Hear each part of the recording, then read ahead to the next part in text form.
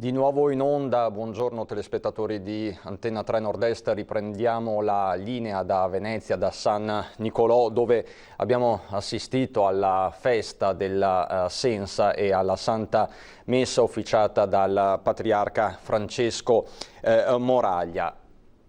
In attesa questo di collegarci fra poco più di 10 minuti con l'unità di crisi della Protezione Civile a Marghera per la consueta conferenza stampa del governatore Zaia. Sul tavolo le questioni sono tantissime. La nuova ordinanza, per esempio, che entrerà in vigore domani con nuove aperture. Sicuramente si ritornerà a parlare di questo. Domani via libera al noleggio pubblico e privato di auto, bici, monopattini, via libera anche agli informatori scientifici del farmaco. Da domani aperte anche le aree giochi per i bambini, parchi pubblici e luoghi privati, commerciali, i parchi anche delle strutture ricettive, degli alberghi. Le amministrazioni comunali però potranno decidere date di avvio successive previa opportuna sanificazione. Saranno aperti anche i circoli culturali e ricreativi, tornerà la formazione professionale, si vanno a sbloccare, lo abbiamo sentito questa mattina anche dall'assessore regionale Elena Donazzan. Sarà sbloccata tutta l'area formazione di ogni ordine e grado, quella non possibile a distanza, quindi laboratori, tutoraggio, esami finali, orientamento scolastico e al lavoro. Saranno aperti i parchi tematici, o perlomeno potranno aprire i parchi tematici e di divertimento, che in Veneto sono tantissimi, soprattutto nella zona del Veronese, da Caneva World a Gardaland per esempio. Potranno ritornare a esercitare le guide turistiche e tutti i professionisti della montagna. Dal 1° giugno si potranno riaprire anche le attività per l'infanzia, i GREST, i centri estivi di cui tanto si è parlato in questo periodo. Bisognerà attendere invece la metà di giugno per quanto concerne i locali notturni, le discoteche, i teatri e quant'altro.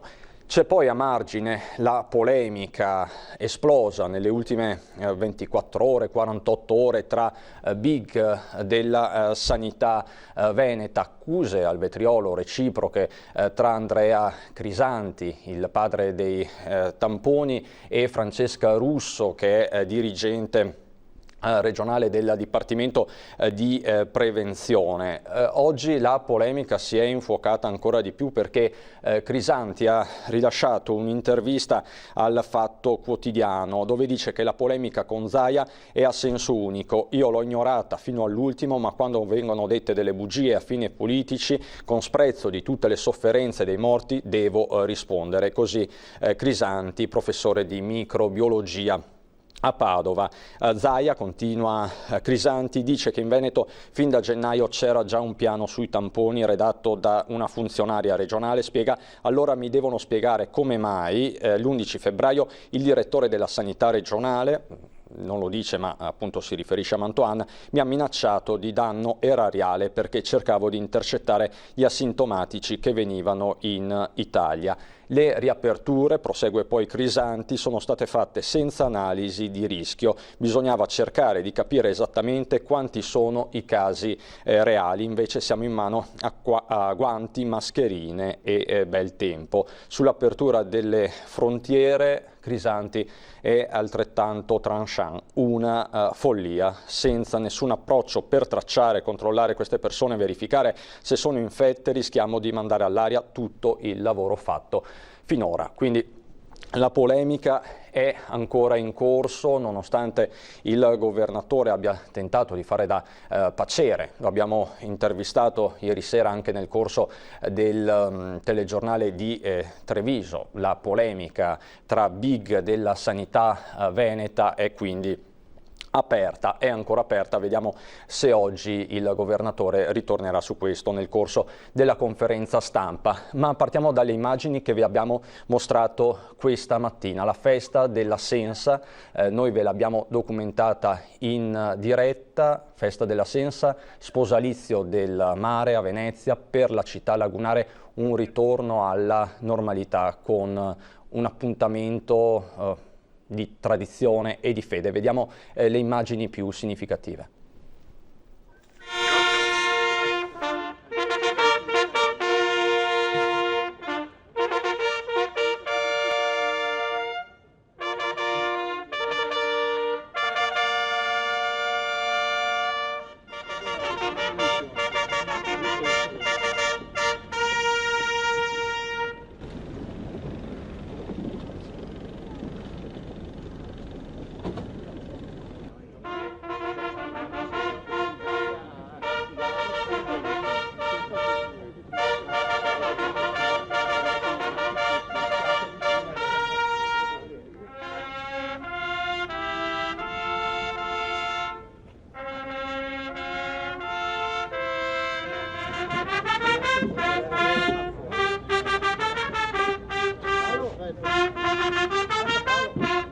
Sì.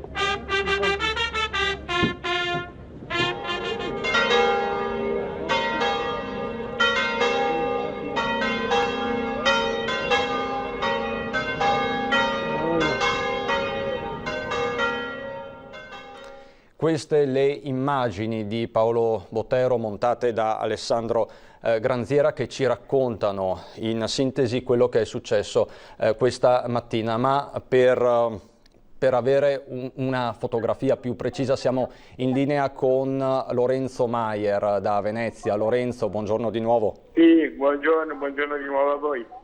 Ecco Lorenzo, immagini semplici, una cerimonia essenziale, tu l'hai definita così, fa impressione vedere patriarca e sindaco e ammiraglio con la mascherina. Sì, certamente è stata una festa inedita, però tutto è andato bene, anche la messa è finita da pochi minuti, qui ci troviamo all'esterno della chiesa di San Nicolò, una sorta di prova generale, tutto bene. E adesso il primo test è stato superato, ce ne saranno sicuramente degli altri. Comunque immagini significative, immagini che hanno dato la visione di una Venezia che vuole guardare avanti. Assolutamente Lorenzo, tu eri presente alla Santa Messa, che effetto ti ha fatto, che effetto ha fatto ai fedeli partecipare a una Santa Messa dopo mesi di lockdown delle cerimonie aperte al pubblico? Allora, lo ha detto Monsignor Moraglia proprio all'inizio della celebrazione in cui ha espresso una grande gioia per poter tornare a celebrare l'Eucaristia con i fedeli. Ha detto che i presidi che ci vengono prescritti, le limitazioni non sono un'imposizione ma qualcosa che è disposto, che ci ha indicato per il nostro bene. Ha voluto esprimere ancora una volta, lo vogliamo ricordare, la sua gratitudine ai medici, agli oltre 160 medici che hanno perso la vita, ricordando proprio nell'omelia il giuramento di Ippocrate che fanno i medici all'inizio della professione. Certo Lorenzo. Per cui un patriarca sempre molto attento, presente, che ha detto anche ai fedeli di voler guardare avanti. E tra l'altro il patriarca questa mattina nel corso della sua omelia si è anche soffermato sull'arroganza del sapere, ha detto non si può pretendere sempre di sapere tutto, anche questa mattina un messaggio forte. Sì, è stata un'indicazione appunto a voler, almeno noi l'abbiamo detta così, a ripartire con tutte le cautele che ci sono, ma comunque a non voler codificare tutto quello che magari anche non possiamo sapere, quindi affidarci a quello che dispongono le autorità con la massima fiducia, ma al tempo stesso anche voler ripartire. Lorenzo, il Doge a bordo del Bucintoro esprimeva la formula in latino, ma la citerò in italiano: ti sposiamo mare in segno di vero e perpetuo dominio. La cerimonia oggi in che cosa consiste? La cerimonia consiste nel lancio di un anello in laguna, appunto a riprova all'innovo di questa promessa, un anello che ovviamente non è d'oro, è un simbolo, nel lancio di una corona da parte dell'ammiraglio che ricorda tutti i caduti nelle guerre in mare, e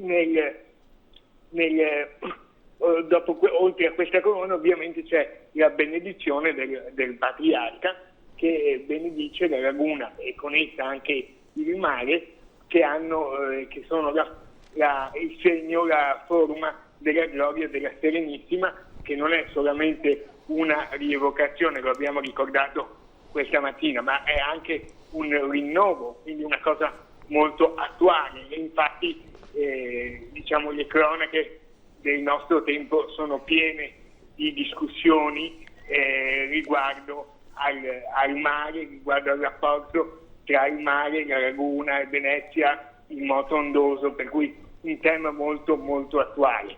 Ecco, il mare che è visto come difesa, ma difesa in senso positivo, difende Venezia, ma è anche un segnale di accoglienza. Per questo negli anni scorsi, non quest'anno purtroppo per appunto le restrizioni date dal Covid, ma generalmente veniva ogni anno rinnovato anche un gemellaggio adriatico. Venezia si gemellava con una città che si affacciava sul mare Adriatico o che aveva rapporti con il mare Adriatico, per sottolineare questa vocazione di accoglienza. Accoglienza, Lorenzo, accoglienza che in questi giorni è un tema importante perché vediamolo, ce lo hai documentato più volte, la redazione di Venezia, anche ieri siamo stati in giro non solo a Venezia ma su tutto il litorale, stanno ritornando i turisti, i visitatori. Stanno ritornando i turisti, anche se ieri scherzando così si diceva che questo allarme bomba, che per fortuna era un falso allarme bomba, non vorremmo avesse poi fatto desistere anche i pochi turisti che erano arrivati. Battute a parte, ci vorrà sicuramente del tempo, non è una ripresa che possiamo valutare da oggi. Chiaramente oggi direi che c'è una città con i suoi residenti, con i suoi cittadini e con ovviamente tutte le categorie economiche, produttive, certo, culturali che la compongono, che vuol dire al mondo di essere presente, di voler ripartire, di voler tornare, certo, a accogliere i suoi turisti. Assolutamente. Lorenzo, ti ringrazio, è arrivato il Presidente Zaia, ci colleghiamo adesso con l'unità di crisi di Marghera. E fra l'altro sì, l'ingresso dell'Italia, scusami, grazie. L'ingresso dell'Italia nella Prima Guerra Mondiale, e la partita era il Trentino e la Venezia Giulia, oltretutto. E fra l'altro noi la ricordiamo, quella battaglia, poi per la canzone del Piave, no? Che è scritta da Gaeta, che era un napoletano, classe 1894 se non ricordo male. E vabbè, niente, è giusto ricordare che sono passati 105 anni da quel 1915. Passerei subito alla lettura, se ce l'ho qui, non è che ho sbagliato il cartellino, alla lettura del bollettino e dopodiché ad alcune considerazioni. Scusate, ecco qua. Allora, rispetto ai tamponi cresce ancora, sono 582.709. Abbiamo fatto 11.234 tamponi in più. I positivi sono 19.086 più 12. E qui vi dico, me lo faceva notare l'uomo dei numeri, l'assessore Bottacin, che abbiamo molti casi di ripositivizzazione. Cioè, di fatto, alcuni di questi 12, ma in generale in queste settimane, si vede che sono dei negativi che tornano positivi. Probabilmente anche un fatto diagnostico, no? Voi sapete che il tampone non ha un'attendibilità al 100%, per cui c'è anche questo dato. Ovviamente sono considerazioni, perché bisogna sempre stare attenti a cosa si dice in questo mondo, considerazioni macro che vengono fuori dalla lettura delle tabelle. Avendo noi i positivi segnati, si vede scritto ripositivizzazione, quindi ci sono anche questi casi. Solo quanti ne abbiamo visti? Su questi 12, 4 sui 12, 5. Però può essere un caso isolato, può essere... però vi dico anche che c'è questo esempio, poi magari i clinici riusciranno sicuramente a spiegarlo. In isolamento ci sono 2619, sono meno 233. Vedete che più o meno abbiamo 200 persone al giorno che se ne vanno dall'isolamento, stiamo scendendo vorticosamente. I ricoverati scendono anche loro, 482, vi ricordate i bollettini con 2100 persone in ospedale? Meno 52. Le terapie intensive siamo a 40, 11 positivi e 29 negativi, quindi è stazionario. I dimessi sono 3269 più 11. I morti in ospedale sono 1351 più 3, i morti in totale sono 1869.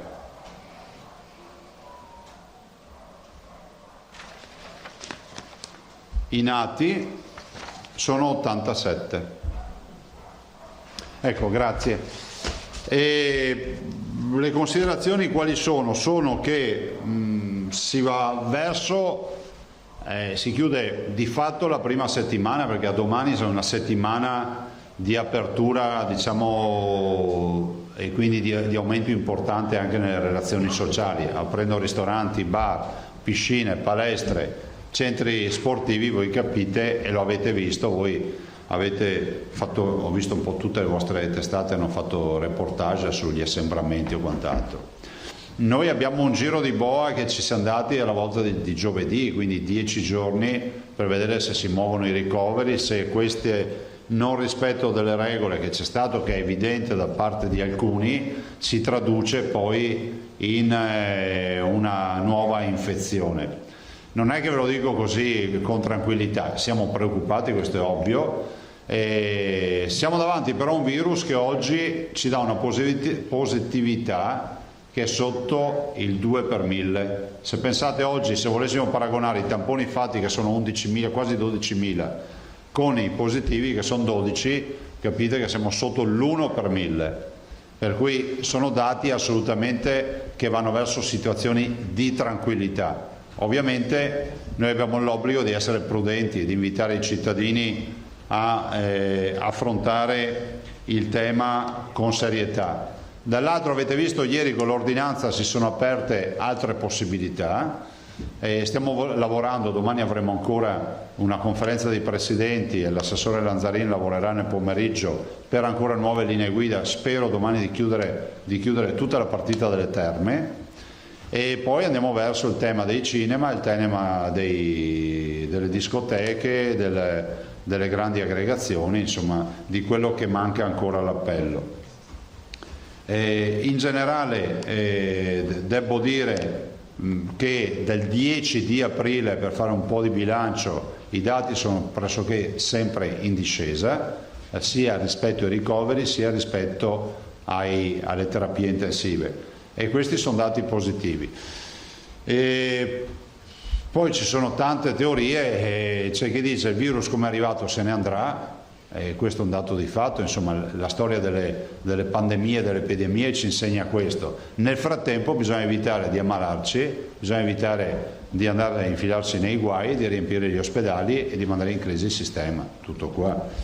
Io non aggiungerei altro, no, volevo solo dirvi, ragazzi ci hanno mandato un sacco di cose, però guardate, vi ricordate che vi ho parlato di una signora che nottetempo a Mura di Cison di Valmarino si mise a realizzare tutte le mascherine in cotone per i cittadini, le mise nelle cassette e mi ha mandato una bella lettera che io non vi leggo perché è abbastanza lunga, e mi ha mandato una confezione. Voi sapete cosa sono questi? Sono bacchi da seta e me li ha mandati come segno di rinascita, no? Questo era della nuova stagione dei contadini, era il primo reddito, no? Perché passavano l'inverno, iniziava la primavera e ancora prima della primavera in casa i bacchi da seta, cioè l'animale si teneva in camera, si teneva nei granai, si teneva in stalla, dappertutto, e il bacco da seta, lei dice, il bacco da seta ha salvato, ha sfamato le nostre campagne povere, e dice il bacco da seta sarà anche il portafortuna di questa partita. Quindi grazie alla signora Biz che ci ha inviato ovviamente anche questo pensiero. E poi c'è Giulia Mascia che ci ha inviato questo, è un'altra ragazza, ha fatto un leone con un porta uova, perché adesso va di moda pulcini, uova, eccolo qua. Quindi anche per la creatività. C'è scritto che ama i cavalli e quindi la salutiamo. E poi abbiamo una miriade di disegni. Guardate, stiamo veramente, come si può dire, preoccupati per la mole di disegni che arrivano, ma mandateceli e poi faremo questa mostra che ha ormai un sacco di candidature, perché si è candidato il sindaco di Vo, il sindaco di Treviso, il sindaco di Vicenza e tutti gli altri sindaci, per cui diventerà una mostra che avrà una sua vernice su un luogo simbolo e dopodiché diventerà itinerante, perché è giusto andare nei territori.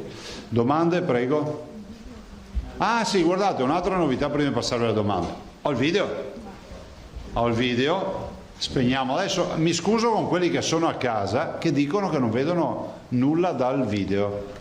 Adesso io non so per quale motivo, però dicono che non si vede nulla. Però lo vedranno nei social, nella distribuzione, però desideravo in anteprima farlo vedere anche a voi, anche se qualche microfuga stamattina c'è stato, ho visto. Però insomma ci abbiamo lavorato tanto, spero vi piaccia, e abbiamo cercato di coniugare, capite, la frase finale dà una dimensione di tutto. Spegniamo le luci però forse.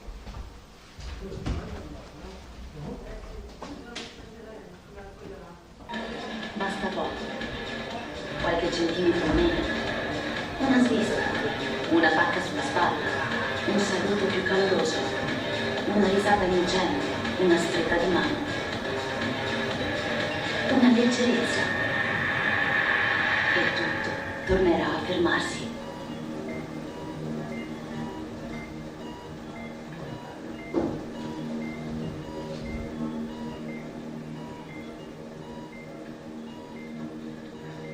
Il Covid-19 si combatte in ospedale, ma soprattutto fuori.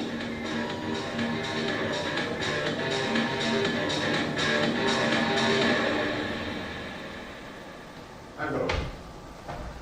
E quindi questo verrà distribuito, si rivolge a un target che è evidente, che è quello dei giovani, che è un target recettivo, è un target ovviamente mirato per tutto quello che sono poi diciamo, la fascia che in questo momento è più a rischio. E quindi alla fine si finisce con questa domanda happy hour, cioè ora felice. Non è un'ora felice, perché se poi finisce così non è un'ora felice l'happy hour. Per cui penso che sia fondamentale dare la massima diffusione a questo video. È stato realizzato da Il Quadrato, che è l'agenzia che segue l'azienda Zero, quindi per conto dell'azienda Zero è stato realizzato questo video. E ce ne sono anche altri in arrivo, però insomma questo è quello più importante, perché lo diffonderemo da subito nei canali social e negli altri canali in maniera tale da poter intercettare i giovani. Ringrazio tutte le realtà, le televisioni, le realtà che fanno comunicazione, la carta stampata o chi altri, che vorranno dare ovviamente visibilità a questo video, quindi anche un invito di metterlo nelle home page un po' dappertutto, in modo tale che si possa cliccare e vedere. Prego. Filippo Tasatto. Buongiorno Presidente. Ciao. Allora, tiene ancora banco, anche oggi mi pare, questo scontro che francamente per molti versi è sconcertante tra il professor Crisanti e la direttrice della prevenzione Francesca Russo. Anzitutto volevo chiederle se lei ha avuto modo di interloquire nuovamente con i protagonisti di questa polemica e soprattutto con Crisanti. E poi volevo raccogliere una sua osservazione su questo aspetto. Al di là delle rivendicazioni di primogenitura, a me sembra abbastanza grave grave dal punto di vista oggettivo, al di là delle ragioni o dei torti, che un consulente scientifico di prima grandezza della regione, al quale la regione ha affidato lo screening dei tamponi, quindi un'azione importante, abbia sostenuto che il piano messo a punto da un dipartimento regionale importante qual è la prevenzione sia un piano inconsistente, una baggianata. E questa è una valutazione oggettiva, al di là delle bizze o delle rispettive posizioni. Vorrei una sua parola di chiarimento su questo. Ma guardate, io di certo mi sono ritagliato il ruolo di pacere rispetto a questo. Dico che abbiamo in scuderia dei cavalli di razza, e siccome non sono dei ronzini, il cavallo di razza è sempre difficile da montare, è sempre impegnativo, ogni tanto scalcia, morsica, sgroppa, però insomma io penso che ne abbiamo messi e ne ho messi tanti in fila, perché vorrei anche ricordare che si va dal professor Crisanti alla dottoressa Russo, alla professoressa Tacconelli, alla dottoressa De Silvestro, alla dottoressa Cattelan, al professor Vianello, al professor Navalesi. Magari ai cittadini molti di questi nomi non dicono nulla, ma sono coloro che poi effettivamente sono coloro che hanno salvato le vite umane, cioè curando i cittadini, intubando i cittadini, curandoli nelle terapie intensive, curandoli alle infettive. C'è una squadra dietro, perché non vorrei che il tutto fosse ridotto al fatto che si comunica che ci sono solo 2 persone in Veneto che sono occupate della sanità, la dottoressa Russo e il professor Crisanti. Fanno parte di una squadra. Ci siamo anche noi, anche se magari qualcuno può dire togliete il disturbo, perché posso dire una roba, mi permetto di dire una roba, scusatemi.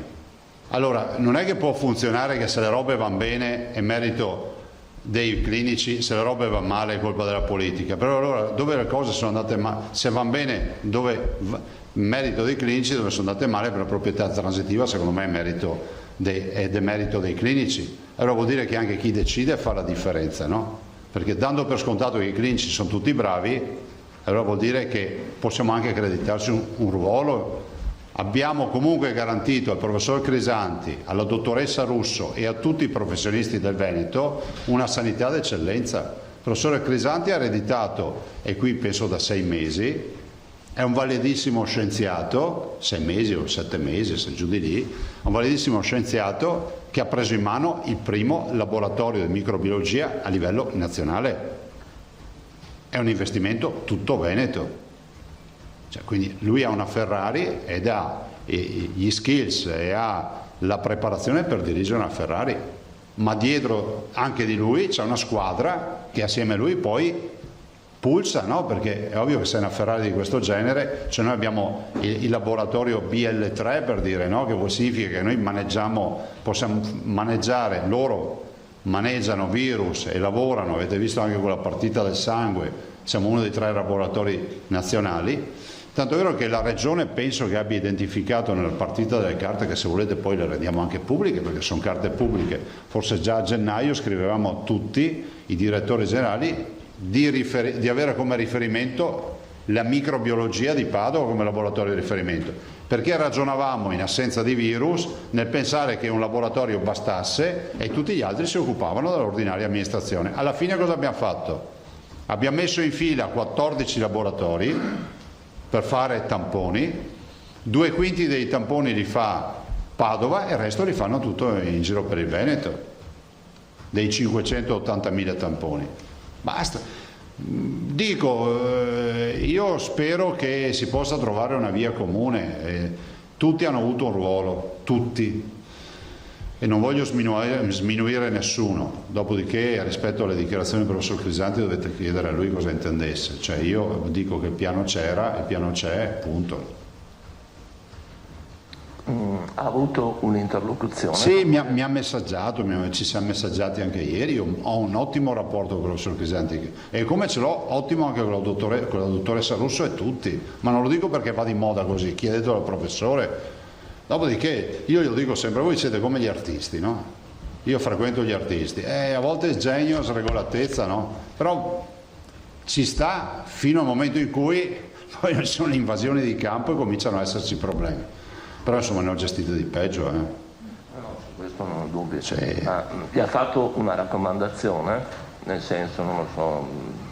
No, guardate... Ma no, guardate, cioè io penso che... Ho detto che sono entrambi, peraltro io li considero persone assolutamente apprezzate dai veneti e dalla comunità in genere. Ho detto guarda prof, si tratta di definire meglio ruoli e competenze e risultati e siete due avanti per la sanità del Veneto, assieme agli altri professionisti gli ho scritto, per cui avanti tutta. Noi non abbiamo tempo di distrarci. Però insomma a mio avviso non avrà nessun seguito sto dibattito del fine settimana. Bene, allora io adesso ho iscritto. C'era forse l'Alda, scusami prima. C'era Zennaro.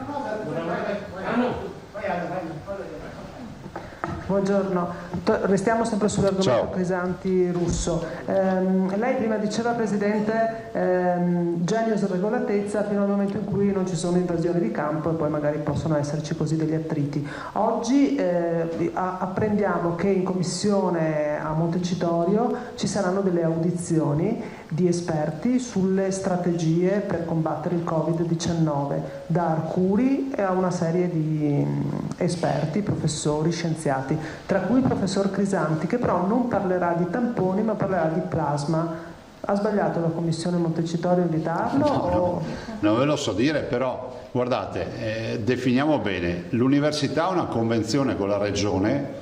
Perché? Perché la Regione è l'unica titolata a erogare servizi sanitari. L'università fa formazione e ricerca.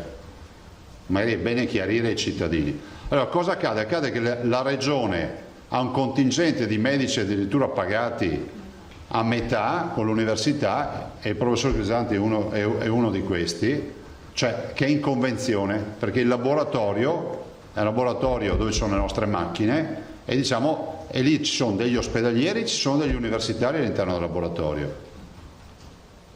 Allora, alla luce di tutto questo, noi abbiamo un servizio erogato, punto. Dopodiché tutti questi temi che mi poni anche te, Alda, sono temi dell'università, è l'università che dovrà chiarire, perché immagino che ci sarà qualcuno all'università che si occupa, ad esempio la dottoressa De Silvestro, che è anche capo dipartimento del trasfusionale, che si occupa delle cure sui pazienti piuttosto che di tutto quello che è l'immunologia e la famosa banca del plasma. Ma queste non sono partite nostre, sono partite che dovete chiedere al rettore, non ne so proprio. Sarebbe per noi un'invasione di campo. Posso fare un'altra domanda? Prego. Avete invece avuto occasione, modo di verificare o comunque di chiedere chiarimenti al direttore dell'azienda ospedaliera di Padova? Questa vicenda di cui parlava sempre il professor Crisanti, ci hanno messo i bastoni tra le ruote, la burocrazia, se non fossimo andati all'Imperial College di Londra non saremmo riusciti a trovare i reagenti?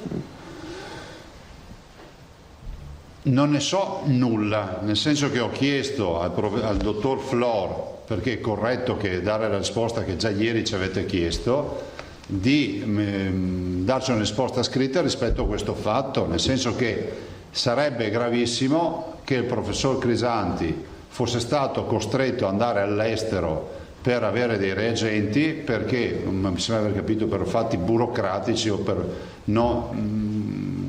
Allora, a noi non è mai arrivata nessuna richiesta e non c'è mai stato nessun impedimento burocratico. Se è accaduto con l'azienda ospedaliera, ovvero con il dottor Flor, sarà il dottor Flor a chiarire sta roba. Però guardate, noi non ne sappiamo nulla, anche perché non posso non ricordare che noi abbiamo in mano una relazione a firma della professoressa Barzon, che diciamo, è un caposaldo del laboratorio di microbiologia, e del forse 20 di, dico forse, guardate, sbaglio di un giorno, del 20 di gennaio, che ci informa che erano già operativi, già pronti a fare i tamponi con la modalità di Berlino, ho letto, e quindi poi non è il mio mestiere, e quindi se è accaduto qualcosa da quel 20 gennaio in poi non ve lo so dire, che quindi mancasse qualcosa. Se è accaduto qualcosa da quel 20 gennaio prima, non ve lo so dire, cioè non lo so, cioè noi dal punto di vista cartaceo abbiamo quel pezzo di carta lì che ci siamo pronti. Considerate che noi prima del 20 gennaio abbiamo fatto attività, il famoso piano della dottoressa Russo da un lato, ma le riunioni con i direttori generali, la vostra convocazione, forse qualcuno se lo ricorda, di sabato mattina per presentare la task force, ve lo ricordate quel sabato mattina? Andate a guardarvi le date, cioè come si fa a dire che se c'eravamo dormivamo? Cioè sono sotto gli occhi di tutti. Comunque, anche per evitare che ci sia qualcuno che poi ci fantastica sopra, non sto parlando per Rosso Crisanti, sto parlando magari di qualcuno mal informato che poi comincia a tirare nel mondo, sappiamo com'è.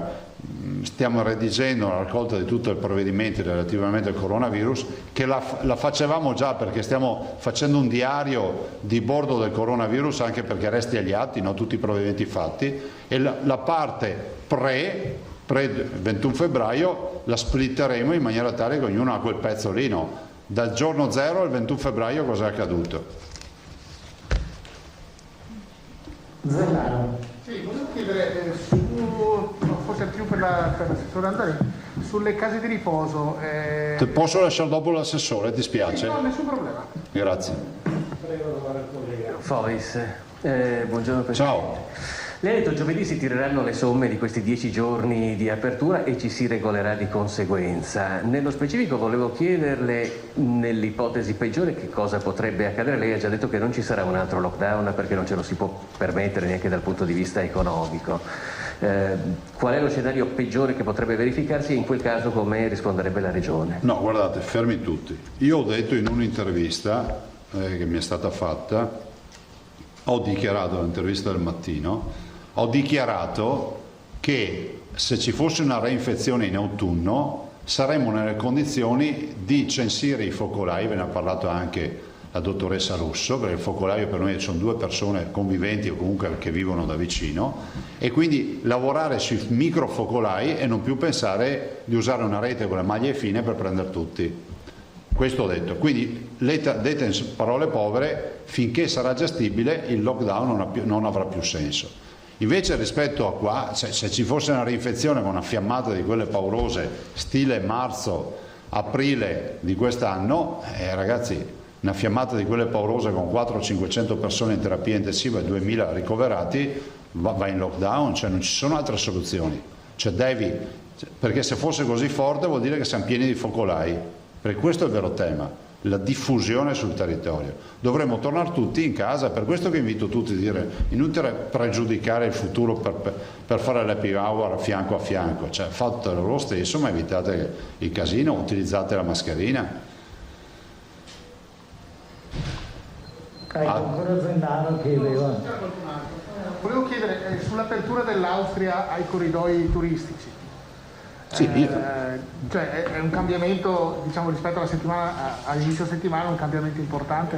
Ma guardate, io penso che il turismo è come si può dire, è come il pensiero, no? È un concetto di libertà totale. Pensare che si debba vivere turisticamente pensando dei corridoi possibili, a me sembra un assurdo. Allora, o siamo in esenzione da coronavirus e quindi possiamo avere uno Schengen europeo come l'ho definito io, oppure vuol dire che qualcosa non funziona. Siccome ci vuole un'autorità europea che sancisca questo, perché guardate, noi giustamente ragioniamo col confine comunale, regionale, nazionale, ma il virus non li conosce, o c'è o non c'è. In un mondo così connesso è assurdo pensare che i problemi dell'Italia finiscano sulle Alpi e poi inizino quelle dell'Austria, cioè, è un unicum.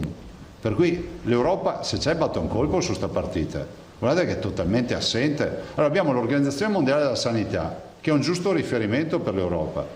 L'Europa prende in mano con il commissario alla sanità, alla salute, non so come si dica, prende in mano sta partita e quantomeno si faccia un minimo di sintesi con gli esteri. Anche stamattina parlavo con delle persone che sono in Ungheria, dicono ma noi dobbiamo tornare in Italia, forse la Slovenia ha aperto le frontiere ma ci mancano ancora, cioè la gente deve farsi il calcolo di quante frontiere dovrà partire, cioè capite che non può funzionare, siamo in Europa, l'Ungheria è in Europa. Sì, ma i dati sanitari però sono molto diversi. Ma è l'autorità che deve stabilire delle modalità. Già in Italia ci potrebbe essere una misura parziale perché alcune regioni hanno... Però abbiamo dei dati di riferimento. Sappiamo che c'è la chiusura o l'apertura in base alle regole. Non ho capito male, quello che sta dicendo è applicare anche all'Europa la stessa logica italiana. In modo tale che non sia più un privilegio per qualcuno, ma che sia cioè, posso anche essere inquietato da un corridoio se è fatto così. Diciamo alla bisogna, no? Penso che se abbiamo dei valori che sono l'R con T, l'R con 0, abbiamo tutto il tema di altri parametri che l'OMS ci dà, cerchiamo di uniformarli così sappiamo tranquillamente, è anche un benchmark per noi, no? Ognuno sarà stimolato a guardare i suoi dati per tenerli bassi, non c'è niente. Collega. Presidente, buongiorno. Ciao Emiliano. Il video ha fatto il suo effetto, nascono proprio per questo, quindi le chiedo in che modo potremo rivivere i grandi eventi, quindi parlo di discoteche, parlo delle feste, insomma di piazza, le sagre, tutto quel settore, quindi anche il cinema, degli spettacoli. Avete quindi in mente delle linee guida, effettivamente un modo per riuscire a contenere ciò che alla fin fine è l'avvicinarsi delle persone inevitabilmente, il toccarsi, come mostrava appunto il video, soprattutto nella danza che continua a portare avanti. Sì, io ho capito che tu hai degli interessi nella danza, poi un giorno ci dirai quali, diceli subito così ci toglie la curiosità. Qual è l'interesse? No. È la moglie che fa danza? No, amorosa? No, assolutamente. La figlia? No. Allora non faccio altre domande. È che penso veramente a un settore che rimarrà forse siamo d'accordo, escluso tra ma guarda, io penso che il lavoro che stanno facendo gli assessori, in primis l'assessore Lanzarini, va in questa direzione. Stiamo codificando tutto con delle linee guida, ormai abbiamo fatto il 90%, ci restano questi settori, ma perché ci restano? Non perché siano di serie B, perché comunque le indicazioni sanitarie sono di non aprire subito, ma sono prossimi. Io direi che alla volta del 15 giugno spererei di aver chiuso tutta sta partita in generale. Dopodiché torneremo come prima, più vicini di prima, a riabbracciarci come prima, ma in questa fase c'è una fase di limbo che dobbiamo un po' rispettare. Pensate che è una fase di convalescenza, definiamola così, quando tu sei convalescente non fai proprio al 100% quello che facevi prima, ma torni come prima, no? Ti rompi un piede o ti fai una ferita su una mano, non è che utilizzi l'arto come prima, poi torni a regime, si tornerà come prima, non ci saranno più le mascherine. Vedo gente inquietata del fatto che morirà con la mascherina, non sarà così. Quindi è semplicemente, Presidente, in base al contagio, perché ripeto, non riesco proprio è transitorio la fantasia a immaginarmi come vivere questi momenti. Ma si risolverà, guardate, diciamola fino in fondo. Probabilmente il giro di boa lo faremo in autunno con la reinfezione oppure no. La storia di queste epidemie ci dicono questo. Come è venuto se ne andrà. Nel frattempo va gestita sta partita. Però ricorda che proprio la dottoressa Russo diceva: io invece sto chiedendo di incentivare l'allerta e non di abbassare. Io cosa ho detto? Ho detto di abbassare. Io non ho detto di abbassare la guardia. Infatti stiamo facendo le linee guida, stiamo prevedendo tutto quello che deve essere previsto. Qui mai nessuno ha abbassato la guardia. Tanto è vero che quando c'è stato il giorno a contagio zero noi abbiamo detto: guardate che è un dato spurio, non è sfalsato, è un dato che può accadere. Grazie Presidente. Prego. Perfetto, Brinis. Ciao. A proposito di... Posso tirare un attimo? Sì. No, a proposito di categorie dimenticate, ci sono, penso in Veneto, centinaia, se forse migliaia di lavoratori che lavorano nelle sale gioco. alcune forze politiche vedono il gioco d'azzardo come una piaga assoluta, però la legge lo consente, dopo che piace o non piace, si possono fare tutti i discorsi etici che vogliamo, però le sale gioco al momento sono chiuse dal DPCM, non da noi. No, lo so, però lei che dice? Cioè, voglio dire, sono comunque tantissimi lavoratori che sono senza stipendio perché poi c'è il discorso della cassa integrazione che non arriva e quant'altro, quindi... È assolutamente vero, e ti aggiungo anche di più che assieme alle sale gioco, le sale bingo come qualcuno le definisce, ci sono anche i casinò, in particolar modo i 2 casinò di Venezia e Sanremo che sono ancora chiusi. E allora c'è una doppia, diciamo, riflessione, quella del Ministero degli Interni per l'autorizzazione, perché comunque c'è di mezzo anche il Ministero degli Interni, e poi c'è quella importante di natura sanitaria, ma su questo il Comitato Tecnico Scientifico per ora è stato inamovibile, come per le discoteche, il cinema e quello che sapete. Però anche lì arriveranno le linee guida e bisogna partire, cioè linee guida che di fatto ci sono già, però il tema del blocco col DPCM non è irrilevante. Considera poi che il tema nazionale qui pesa molto, perché poi sono di fatto dei monopoli dello Stato, perché loro vivono dell'aggio, no? Come si dice, e quindi sono strettamente legati a doppio filo al governo e allo Stato. Cioè, con noi ci sono, sicuramente portiamo avanti anche questa partita, ma non è strettamente legata a noi. Grazie. Allora, non sei l'unico che ci ha posto questa questione, cioè è una questione pesante dal punto di vista occupazionale. Mi sembra che volesse intervenire il collega Tosato. Prego. Sì, dunque io torno sui tamponi. Prego. Per 2 ragioni, poi le devo fare anche una domanda che ha posto un lettore. Allora, per quanto riguarda i tamponi, vengono segnalati ritardi negli esiti. Persone che hanno fatto l'inizio della settimana, alla fine della settimana non sanno ancora nulla e insomma sono un po' in ansia. Sta benedetta macchina di Padova, quella che era stata bloccata dal guasto, ci hanno spiegato precedente l'apparecchio a cui era collegata, insomma ci hanno detto che è un circuito di 3 apparecchi, sì. 1, 2, 3. Gli estrattori. Ecco.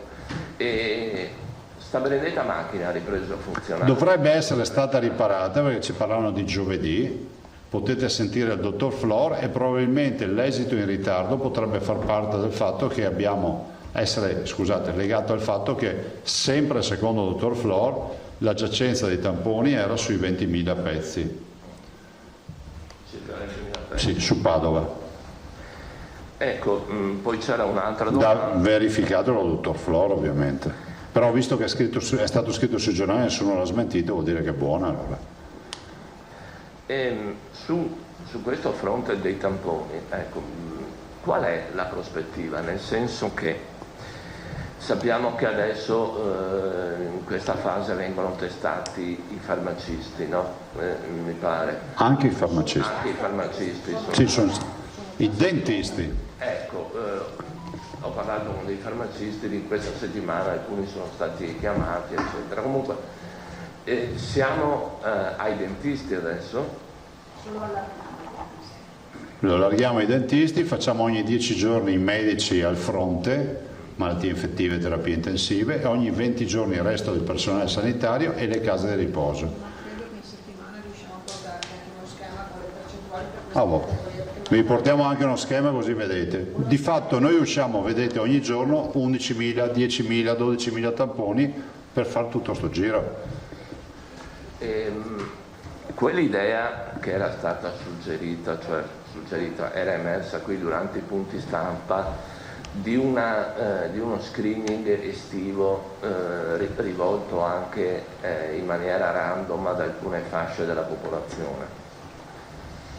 No, guardate, adesso c'è l'indicazione nel piano di sanità pubblica della dottoressa Russo, c'è l'indicazione di fare le categorie a rischio e poi ovviamente i sintomatici e i contatti stretti, e poi si fanno gli isolamenti, cioè questo è il piano che stiamo seguendo da mesi ormai. C'era un tema epidemiologico di studio che aveva proposto il professor Crisanti rispetto a una popolazione indifferenziata, ma ecco, io non vorrei si confondesse l'aspetto della cura e clinico sanitario da quello che è ricerca scientifica. Faccio un esempio: su Vo c'è un esperimento di natura di ricerca scientifica che va per conto suo, che ovviamente è stato messo in piedi dal professor Crisanti, ma non è che noi facciamo cure oggi con la partita di Vo, magari Vo ci darà, come si può dire, delle indicazioni su molti aspetti, ma nel frattempo noi dobbiamo curare i cittadini. Ecco, un'altra domanda, questa molto specifica se vogliamo, ma neanche tanto. Un paio di lettori ci chiedono come e quando saranno sbloccati i concorsi regionali extrasanitari, nel senso che... Ah, quelli che si sono sospesi per il coronavirus, ma si riparte. Abbiamo messo tutta la formazione. Parliamo di extrasanitari? Sì, li avevamo sospesi, fra l'altro, avevamo lasciato aperto solo quelli sanitari. Esatto. Ripartono, io penso che da giugno si torna in pista, insomma, anzi alcuni sono già ripartiti, ho visto i bandi su alcuni. Prego. Ad Avanzano. Presidente, lei ha detto che alla volta di giovedì si capirà un attimino. Abbiamo degli indicatori. Rispetto alle 2 settimane di apertura. Ci sono alcune attività che però non possono aspettare, nel senso che devono essere programmate per tempo e quindi probabilmente dovranno esserlo in questa settimana o nei giorni prossimi. Lei fa parte del Consiglio di amministrazione della Biennale. Biennale Architettura è saltata, rinviata l'anno prossimo per la città di Venezia, ma non solo, un po' per tutto il Veneto è stata una perdita anche dal punto di vista economico, e in ballo c'è la mostra del cinema. Lei che parere ha per settembre, di farlo o di rinviarla? No, di farlo. E vi dico, c'è anche un parere sanitario, anche se qualcuno non se n'è accorto, che è quello del Comitato Tecnico Scientifico, che ha espresso un parere per le elezioni. Ha detto che le elezioni vanno fatte non oltre settembre, il che vuol dire che a settembre in teoria dovremmo essere tranquilli, no? Lo dicono loro. E siccome la mostra del cinema si fa da fine agosto ai primi di settembre, ci sta. Guardate, ho parlato col presidente Cicutto, ne ho parlato proprio qualche giorno fa, l'ho chiamato, ci sentiamo ogni tanto, e c'è il tema dell'architettura che oggettivamente mi diceva, messi in videoconferenza non so quanti, 200 e rotte realtà, dice la stragrande maggioranza non si prendeva l'impegno di venire a allestire, perché poi io sono il primo a dire che è una grave perdita, che è un casino, però bisogna anche essere corretti e dire se questi non vengono ad allestire i padiglioni. Tanto è vero che il presidente Cicutto mi dice che sta pensando comunque a qualcosa di alternativo e di valorizzazione in questa fase di limbo di attesa. Sulla mostra del cinema c'è la grande partita di farla, perché io dico bisogna farla, e probabilmente non ci saranno tutte le produzioni che di solito siamo abituati a vedere. Mi diceva anche il Presidente, che è un esperto di cinema, mi diceva anche che molte produzioni del coronavirus non riescono a rispettare le anteprime e le uscite dei film, perché si sono sospesi i set e quindi le riprese, per cui c'è anche quel problema. La mostra del cinema si deve fare, insomma, il periodo sembra ad oggi che sia ottimale, quindi si faccia, anzi sarà un'occasione, insomma, per far vedere che qui si riparte. Sapete, la mostra del cinema chiusa a Venezia ha un effetto che non è proprio irrilevante a livello internazionale. Ecco, se non ci sono altre domande, lascio l'assessore Lazzarini. C'era una richiesta di Zennaro per l'assessore Lanzarin, sì. E poi abbiamo l'assessore Bottacin che ha anche delle informazioni interessanti da darci. Io vado perché ho la diretta con l'Annunziata oggi. Perché? No. Bene, anzi grazie che ci ha pensato. Arrivederci, buongiorno, grazie e buona domenica. Prego, assessore Lanzarini. Assessore, la domanda sì, l'ho già fatta prima, ma è quella sulle visite dei parenti nelle case di riposo, perché continuano, cioè ovviamente la situazione è tragica per anche i contatti con questi anziani che già sono in difficoltà e senza vedere e quindi è un nervo, diciamo, sensibile. Noi eravamo pronti già con le linee di indirizzo che prevedevano sia le riammissioni, quindi i nuovi ospiti, quindi il doppio tampone, uno all'inizio, uno dopo i 14 giorni, il periodo di isolamento, le visite e anche la riapertura, perché c'era un'altra parte, quella dei centri semiresidenziali per non autosufficienza, che sapete soprattutto per i malati di Alzheimer sono molto importanti, no? Quindi abbiamo questo documento che è pronto, abbiamo chiesto proprio nello spirito collaborativo, insomma, con cui ci stiamo muovendo, anche delle osservazioni alle due sigle, URIPA e UNEBA, ce le dovevano dare entro venerdì, ci hanno chiesto questo fine settimana un po' più di tempo, però la volta di lunedì, insomma, noi usciamo con queste linee di indirizzo che prevedono tutta una serie di cautele, per quanto posso anche già anticipare qualcosa, tutta una serie di cautele, però aspettavamo anche loro, e anche la possibilità di fare dei tamponi veloci, quelli rapidi, per capirci, al familiare che va a visitare, cercando di limitare comunque sempre il numero dei familiari che entrano, e anche più o meno, anche se sappiamo che non è difficile perché poi c'è l'anziano con più figli, però più o meno anche la stessa persona. Quindi da lunedì? Da lunedì usciamo sicuramente con le linee, che quindi poi apriranno subito immediatamente. Per la settimana prossima? Sì, per i primi giorni della settimana prossima, insomma, cercando di dare delle linee ben precise. E poi sarà ogni residenza che però deve applicare, decide se applicarle o no? Poi è chiaro che all'ente gestore noi diamo le indicazioni collettive e quindi uniformi per tutte, poi saranno le singole, però io credo che, insomma, in base a questo anche il fatto di riammettere nuovi ospiti, questo sia nel dare una risposta alle famiglie che sono in lista d'attesa e attendono, ma sia anche appunto per le strutture che, se no sappiamo, stanno andando un po' in sofferenza anche come numeri. Grazie. C'è la collega Vanzan del Gazzettino. Assessore, sempre riferito appunto alle case di riposo, ai centri per gli anziani, le linee guida cosa prevedono specificatamente per le visite dei familiari? Avranno il contatto fisico o ci sarà allora, il vetro? ci sono le ipotesi del vetro, su questo volevamo anche per questo abbiamo aspettato anche le osservazioni da parte delle due sigle URIPA e UNEBA, perché devo dire la verità, loro sono molto prudenti su questa cosa qui, perché noi oggi abbiamo, mi parlava il direttore Benazzi, quindi cito l'USL 3, che non c'era più nessun nuovo caso positivo in tutte le strutture della Marca Trevigiana, quindi è chiaro che anche lì la cosa si sta riducendo e spegnendo, però sempre con la massima allerta. Abbiamo avuto però delle situazioni, insomma, che a Verona nuove che non c'erano prima, quindi è chiaro che, insomma, la cosa muta in velocità, e anche in questo modo qui loro chiedevano appunto di essere molto più prudenti, per questo abbiamo chiesto a loro queste osservazioni, quindi prima di darti proprio una definizione completa aspetterei capire un attimo cosa è emerso da questa interlocuzione che abbiamo avuto con loro.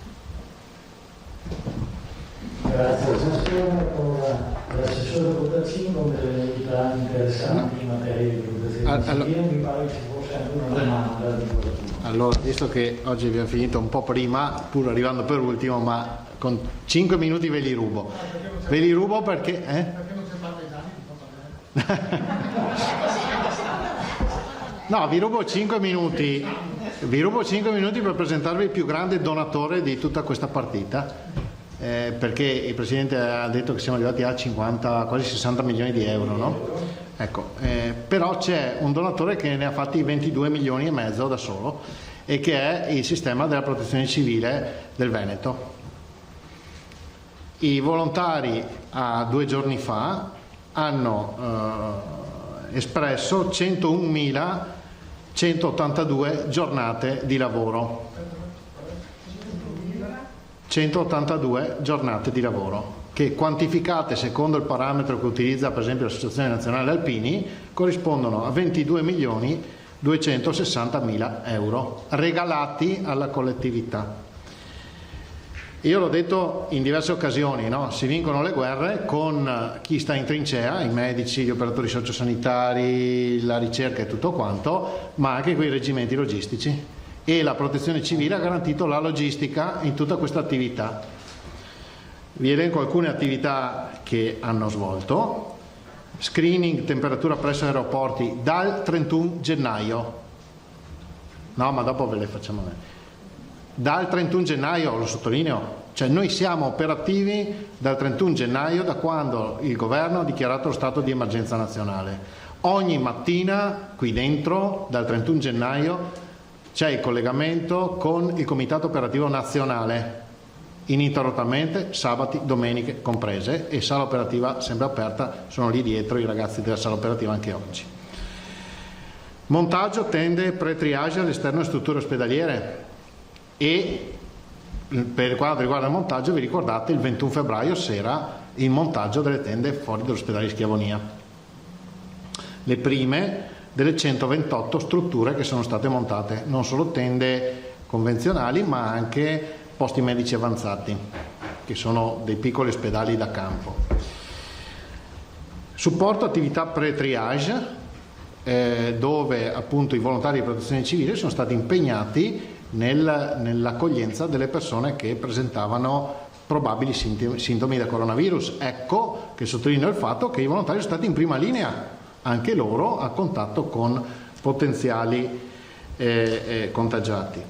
Ripristino strutture ospedaliere, cioè hanno preso in una settimana, è stato definito da altri fuori dal Veneto il miracolo della protezione civile del Veneto. In 5 giorni hanno ripristinato 5 ospedali dismessi, mettendoci dentro 740 letti e sistemando ascensori, impianti termici, impianti gas medicali, eccetera eccetera. Un lavoro enorme, sembra una passeggiata. L'abbiamo gestito tutto noi, non abbiamo avuto consulenti esterni, tutta sta partita l'abbiamo gestita qui come protezione civile del Veneto, e con le 25 persone, perché queste sono le 25 persone che dal 31 gennaio stanno operando, dandosi i turni qui dentro come protezione civile. Quindi ringrazio anche tutti i dipendenti funzionari di questa struttura, che sono solo 25, ma come ha detto Mattarella penso che possiamo confermare anche questa volta la protezione civile ha dato una lezione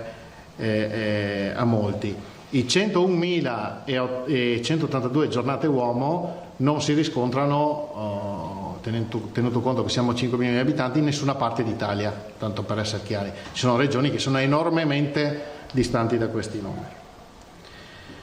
Presidio strutture ospedaliere diurno e notturno, perché gli ospedali riattivati sono presidiati con squadre di sicurezza, di emergenza, siccome non sono a norma, H24 tuttora, ma anche il presidio per chi entra negli ospedali, e quindi l'assistenza e informazione presso ospedali e distretti sanitari, assistenza e informazione presso le stazioni ferroviarie. Lo sapete che pur non essendo compito della protezione civile ci è stato chiesto e abbiamo fatto anche questo tipo di attività. Supporto alle sale operative regionali e provinciali, ovviamente, supporto ai centri operativi comunali. Sono centinaia di comuni in Veneto che hanno aperto il centro operativo comunale per questa emergenza. Assistenza alla popolazione, distribuzione di dispositivi informatici, recupero e distribuzione mascherine e altre forniture. E su ciò che riguarda le mascherine, dopo vi do un paio di numeri. E noi abbiamo 498 organizzazioni di protezione civile iscritte in Veneto, si va dalla più grande accreditata, che è la Croce Rossa Italiana, che ha quasi 8.000 volontari, poi c'è l'Associazione Nazionale Alpini che ne ha circa 4.000, e poi si va a scendere fino al gruppo comunale, tutti che hanno lavorato in sinergia e in organizzazione. Questo per dire, prima ho ringraziato i nostri funzionari, perché si tratta di coordinare tutto questo esercito di persone che anche oggi sono fuori sul campo. I volontari che hanno regalato queste 101.000 giornate uomo sono 8.848 ad oggi. E dicevo, la logistica è stata la parte che ha impegnato di più. Il materiale che arrivava dal commissario Arcuri da Roma, ma anche da altre parti, viene trasportato dai volontari della protezione civile ad Azienda Zero e poi distribuito anche in molti casi a case di riposo e alle province, ai comuni e agli ospedali. Quindi immaginate la mole di camion e mezzi che si muovono. C'è stato anche un incidente, un furgone che si è ribaltato, per fortuna senza feriti. Sono state distribuite agli ospedali oltre 14 milioni di mascherine chirurgiche, 5 milioni, quasi 6 milioni di mascherine FFP2 e alla popolazione 21 milioni di mascherine come quelle che sta indossando adesso Filippo. Oltre naturalmente a centinaia di ventilatori, di provette per tamponi, pompe peristaltiche, pompe siringa, eccetera. In più hanno distribuito tutto il materiale che ci è arrivato come donazioni, perché fra i donatori c'è chi mette i soldi, chi mette anche le donazioni, magari vi facciamo avere l'elenco perché sono veramente tanti, ma anche qui una quantità di materiale che è stato trasportato e spostato in giro per tutto il Veneto in maniera importante. Attività, dicevo prima, di sala operativa qui, ma abbiamo risposto e stiamo rispondendo ad oggi siamo arrivati a 10.130 telefonate per quanto riguarda ordinanze, chiarimenti, dubbi, eccetera.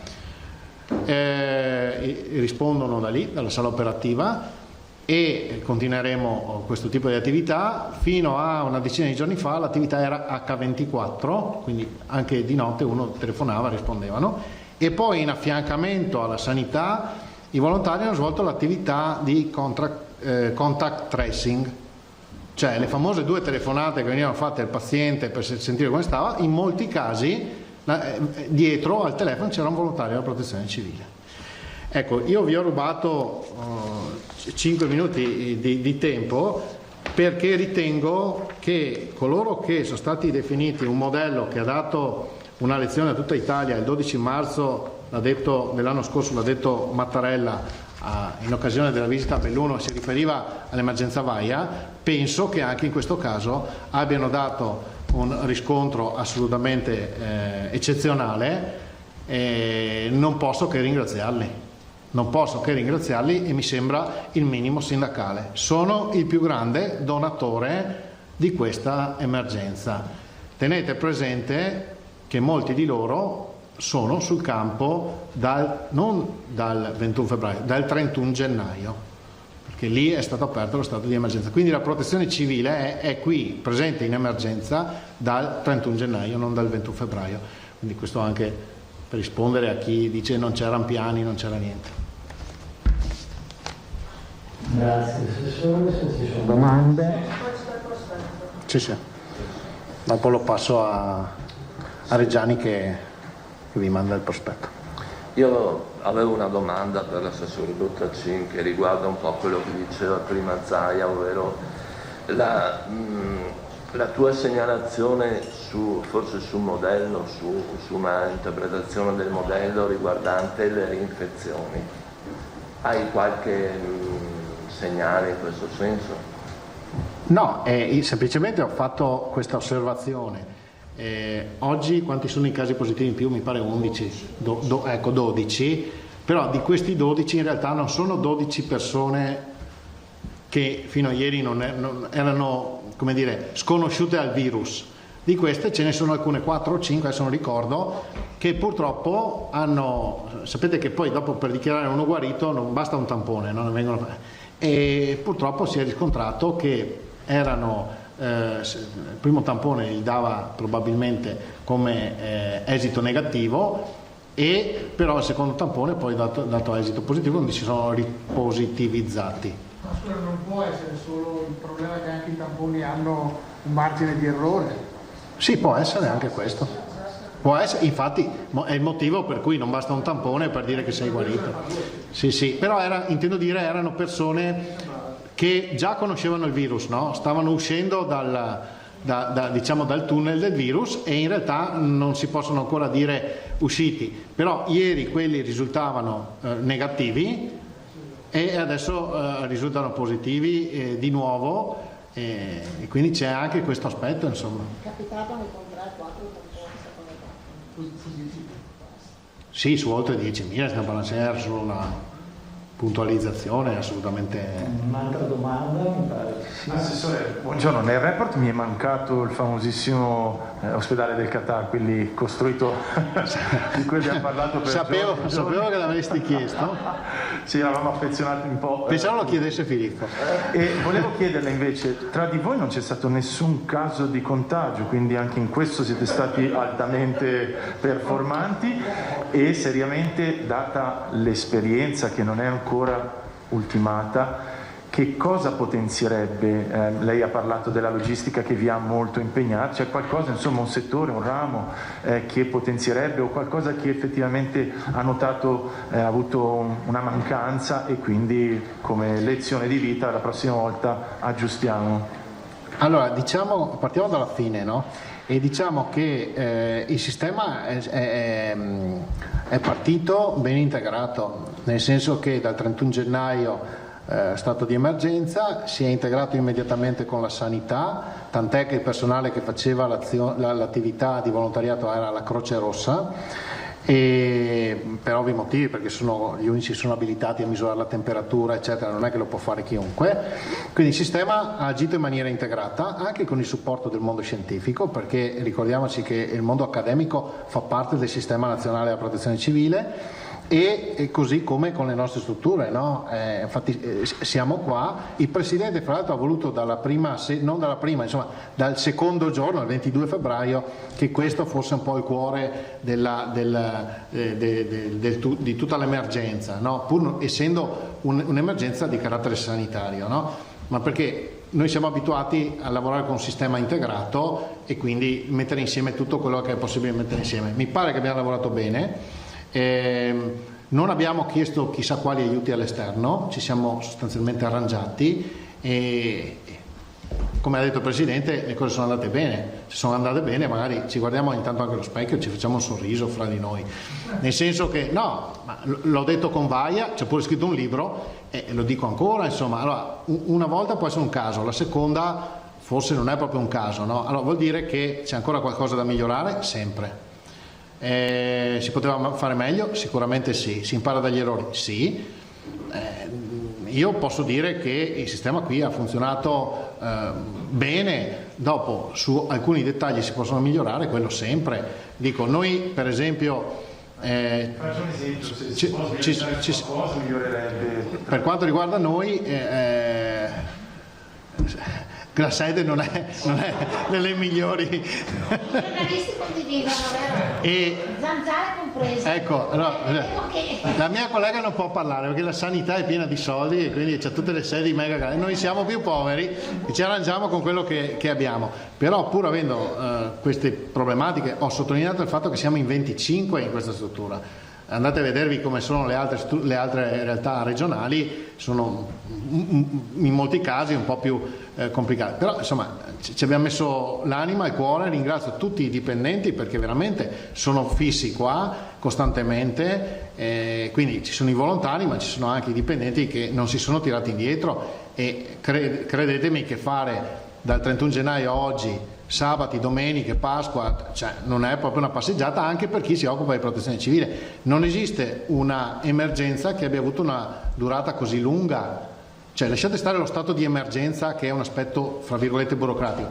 ma l'emergenza vera sul campo dal 31 gennaio ad oggi, fate i conti di quanti mesi sono passati, quando c'è un terremoto hai la fase acuta, poi dopo in questo caso invece sono costantemente anche sul campo, per cui li ringrazio. Dopo, ripeto, si può sempre migliorare qualcosa, però insomma devo dire che io posso dire che la protezione civile del Veneto, non grazie a me, grazie a tutta la struttura, insomma è un vanto e ne sono contento, insomma, ecco.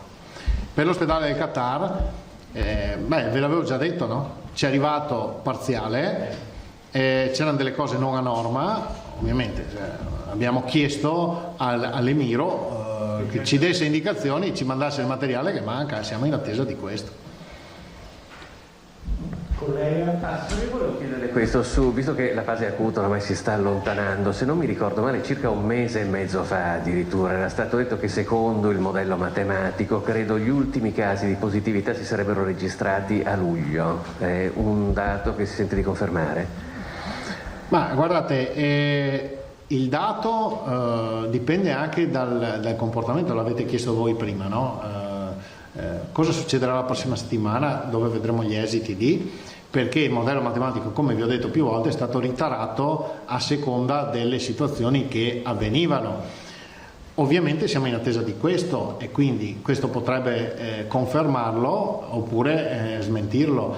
Guardate che quando si dice gli ultimi casi, poi non è ogni tanto vedo il 9 giugno, il 12 luglio, cioè non funziona così in ambito statistico, no? Il caso di 0 contagi è un dato che statisticamente non ha alcun significato, perché devi vederlo confermato per alcuni giorni.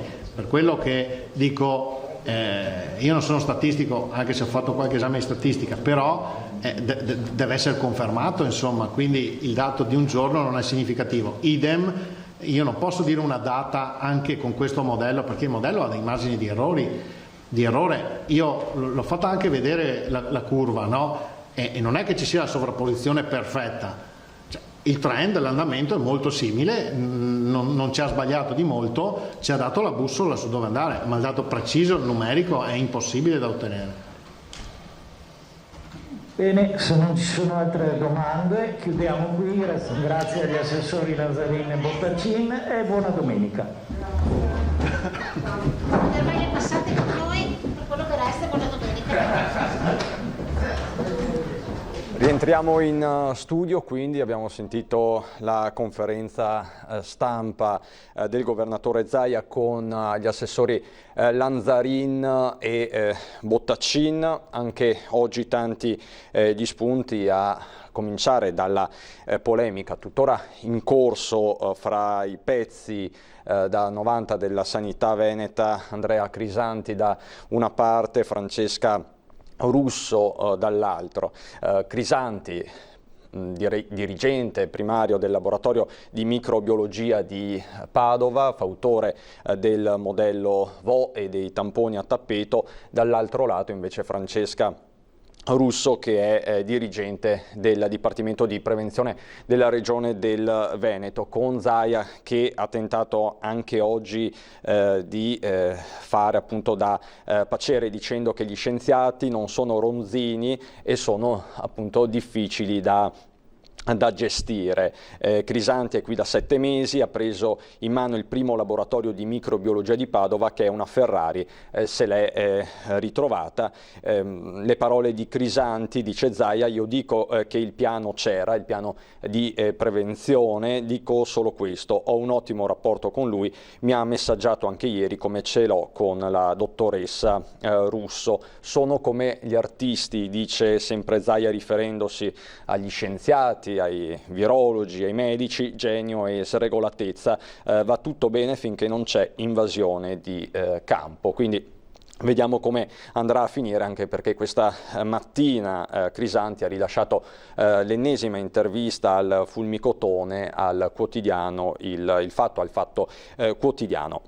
Zaia poi è ritornato sul lockdown, dicendo che se ci fosse una fiammata pericolosa torniamo tutti in lockdown, è inevitabile. Il problema vero è la diffusione del contagio sul territorio. Il banco di prova sarà in autunno, nessuno vuole abbassare la guardia, questo con riferimento alla Movida, che comunque si è vista in questi giorni e che si sta vedendo in questo weekend.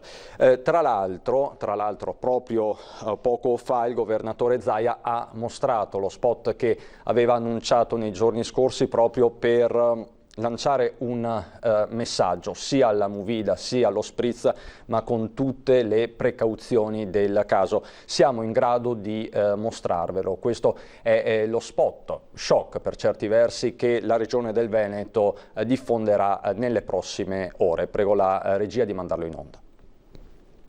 Basta poco, qualche centimetro in meno, una svista, una pacca sulla spalla, un saluto più caloroso, una risata innocente, una stretta di mano, una leggerezza e tutto tornerà a fermarsi.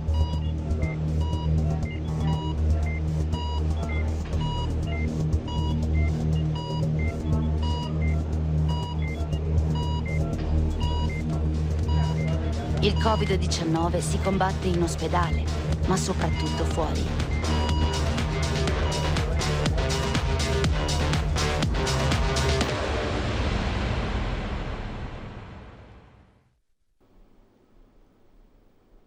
Questo lo spot shock contro il coronavirus e contro la movida selvaggia, che arriva anche nelle ore in cui si parla. Ne abbiamo parlato anche ieri sera del caso di Verona con il sindaco Sboarina, che ha annunciato un ulteriore giro di vite nei confronti per l'appunto dello spritz senza regole. Del resto le immagini delle piazze, delle vie di Verona, anche sporche, ridotte a latrina, testuali parole del sindaco, non hanno fatto fare un figurone di certo alla città scaligera. Quindi movida, questo lo spot della regione del Veneto, in un weekend in cui si è tornati anche in spiaggia, con le precauzioni del caso, perché c'è da dire che la stragrande maggioranza delle persone, la stragrande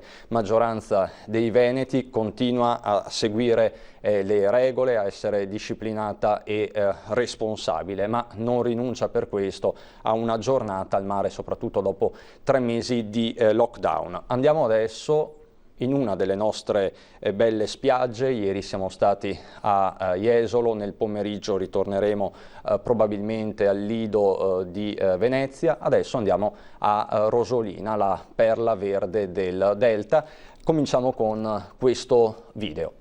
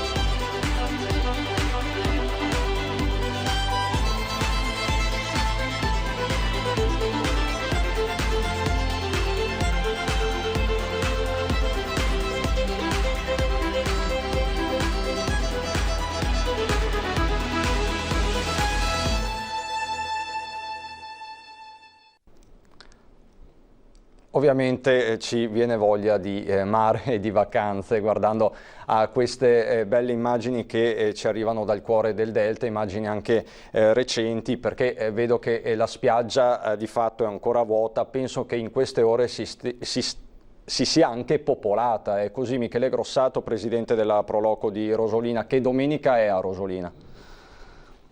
Buon pomeriggio. È la domenica del banco di prova. Già ieri abbiamo visto finalmente la località rianimarsi ed oggi con soddisfazione, perché anche gli operatori stanno lavorando, ristoranti, bar, spiagge, e molte persone hanno raggiunto la nostra località. Quindi come l'hanno raggiunta? Seguendo le regole? In che modo? È un fluire regolare, responsabile? Sì, possiamo dire che la gente è anche molto collaborativa. Noi ne approfitto anch'io per ringraziare la Protezione Civile, che ha fatto un lavoro egregio, lo diceva poc'anzi l'assessore Bottacin.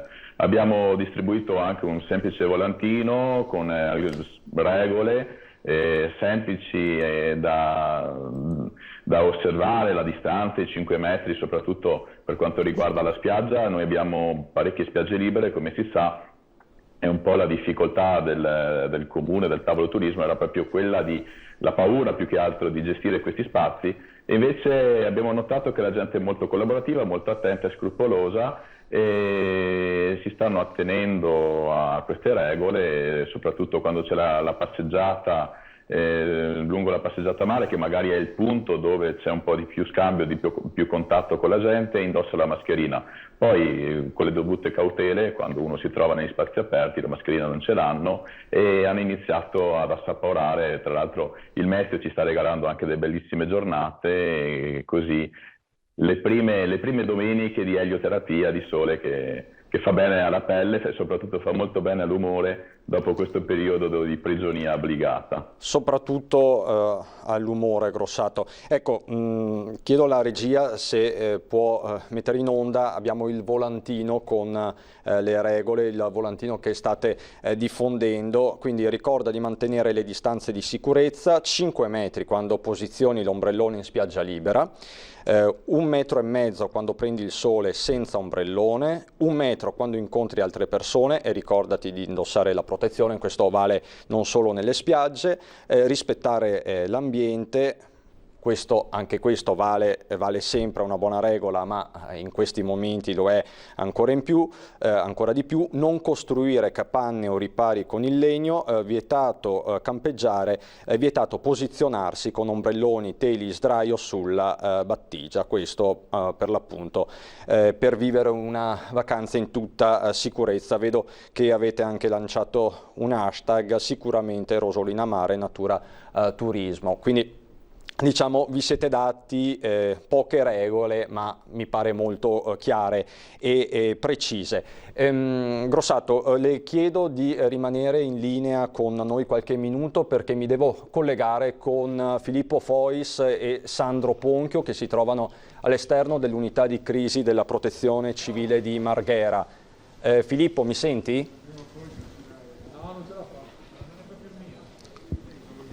Filippo?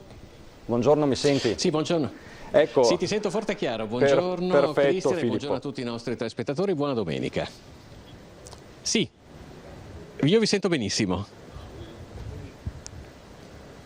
Vi stavo augurando buongiorno e buona domenica a te e a tutti i nostri telespettatori. Ecco. Prendiamo la linea dalla sede regionale della Protezione Civile. Ecco, prima di entrare nel merito poi di quello di cui si è discusso oggi, io vi ricorderei anche i dati che sono stati resi noti. Dunque, partiamo dai tamponi, che oramai sono 582.709, se ne sono aggiunti più di 11.000. I positivi sono 19.086 più 12 rispetto a ieri. Attenzione perché di questi 12, 4 si sono ripositivizzati, vale a dire erano 4 persone che erano state segnalate come negative, poi è stato ripetuto il tampone che invece ha dato esito positivo. Questo può accadere anche per un margine di errore che comunque viene riconosciuto a questo metodo di controllo. Gli isolati in Veneto stanno calando, tutti i dati che vi daremo adesso sono in calo. Gli isolati, che sono le persone in isolamento, 2.619, meno 233, i ricoverati 482, meno 52%, le terapie intensive, anche queste in calo, sono 40, di cui 11 positivi e 29 negativi. I dimessi aumentano invece, anche questo è un dato positivo, sono più 11 rispetto alla giornata di ieri, in tutto 3.269, i morti in totale sono 1.869. Stiamo attraversando una fase molto delicata, nonostante i numeri siano in calo. Come voi sapete, il Veneto sta lentamente riaprendo, aperture sono state lunedì scorso, altre se ne aggiungeranno questo lunedì, per cui c'è una certa preoccupazione soprattutto per alcuni comportamenti che si sono verificati in alcuni importanti centri del Veneto nel corso della settimana. Da questo punto di vista il governatore Zaia, oltre ad aver presentato in anteprima uno spot dedicato proprio alla movida, ai corretti comportamenti da adottare quando si esce la sera per prendersi un aperitivo, ha ribadito come la data di giovedì sia quella in cui si tireranno le somme in regione su come sono andati queste prime settimane di apertura e se ne trarranno le debite conseguenze. Questo significa che se dovesse registrarsi un aumento di contagi, ricordiamo che abbiamo il segno negativo oramai da parecchie settimane, potrebbe essere presa in considerazione l'ipotesi di restringere nuovamente le le limitazioni che abbiamo purtroppo vissuto in questi mesi. Da questo punto di vista quindi è stato lanciato nuovamente un appello a tutti perché vengano rispettate tutte le prescrizioni che insomma oramai sono note a tutti, dalla distanza alla mascherina, a lavarsi le mani molto spesso e a evitare gli assembramenti.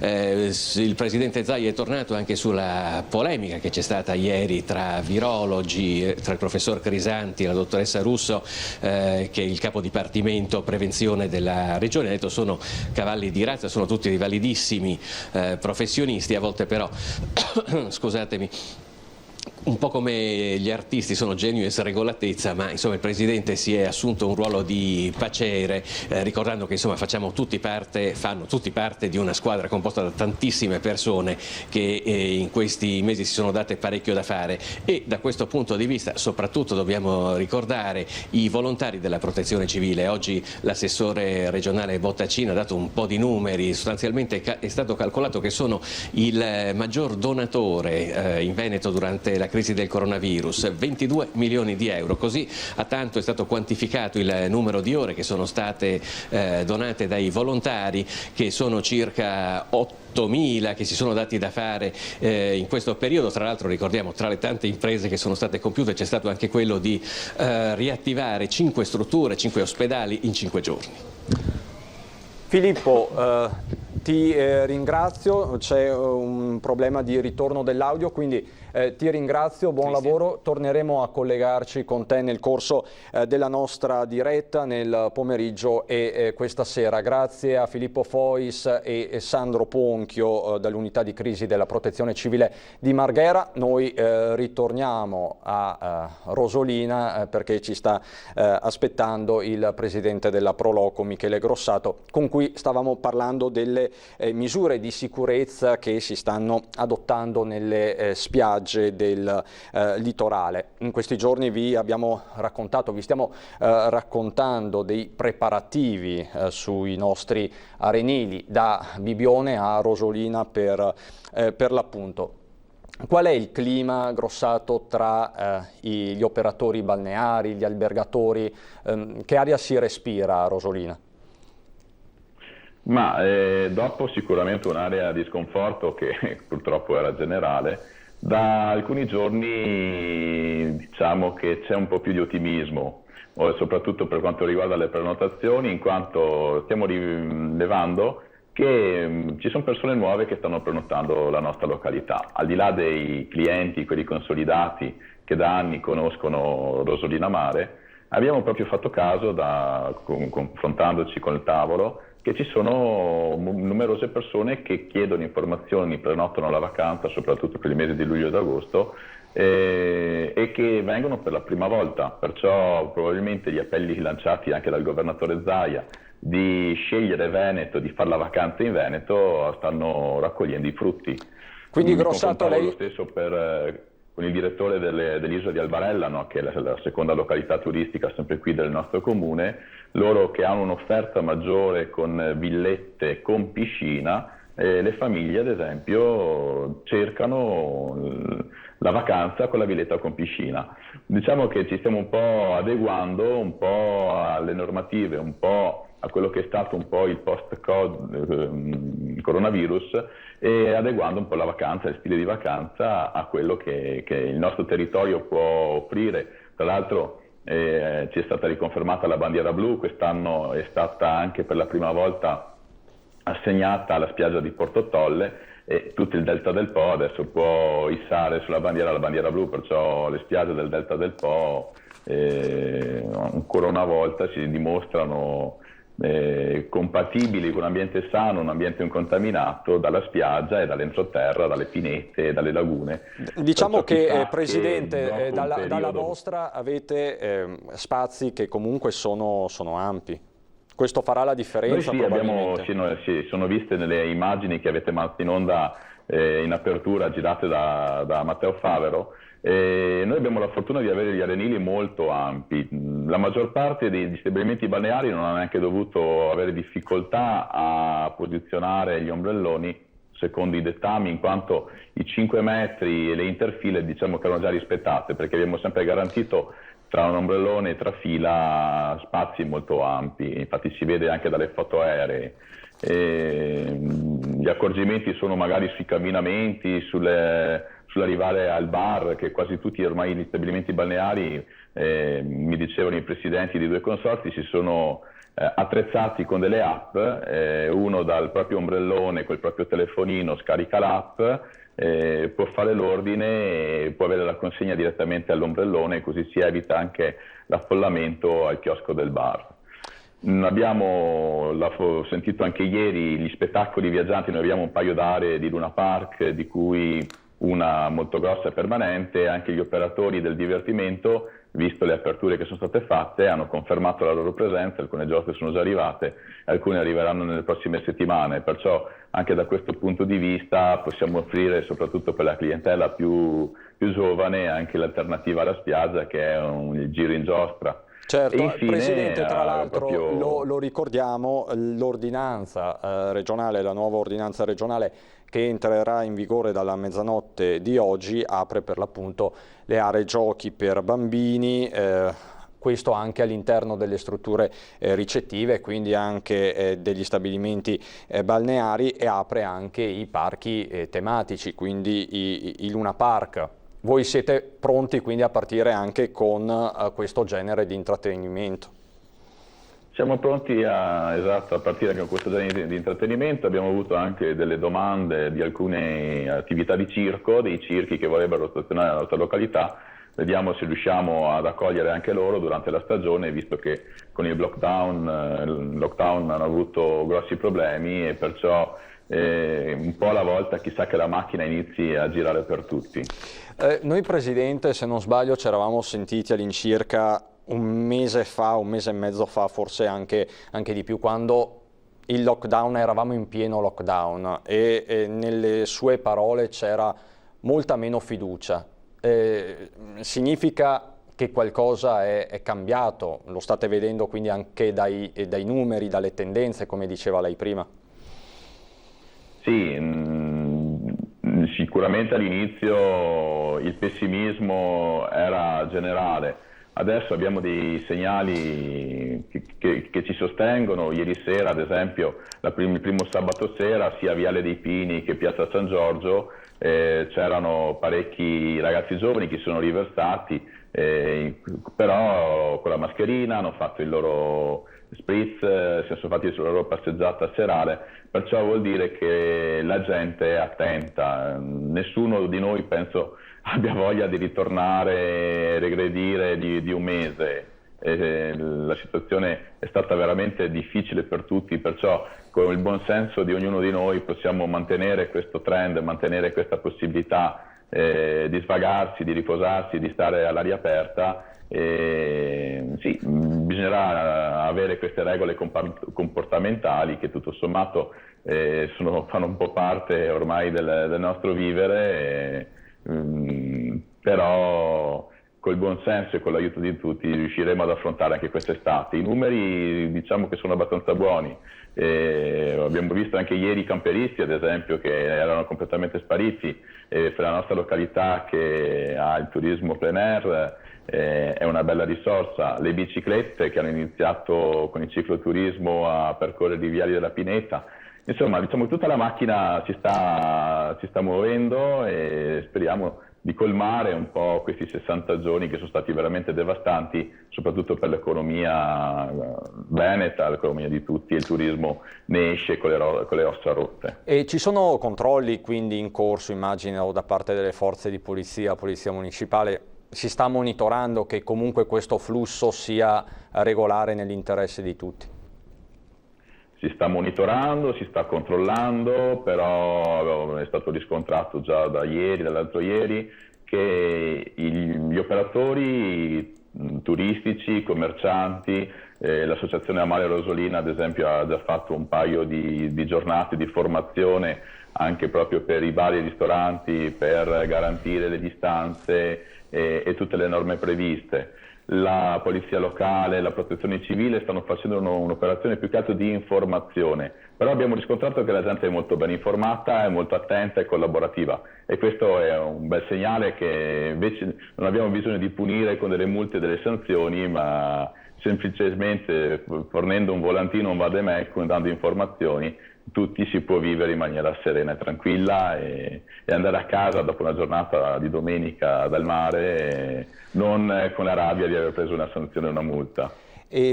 Presidente, ultimissima battuta. Le Proloco si occupano di organizzare eventi principalmente, quindi promuovere sì il territorio e promuoverlo attraverso gli eventi. Sugli eventi c'è ancora una cappa, nel senso non siamo ancora liberi tutti, e anche se lo saremo ci sarà una cautela molto, molto forte, immagino. Come vi state organizzando da questo punto di vista? L'ultima volta lei mi parlava, siamo pronti a organizzare dei drive-in. Adesso?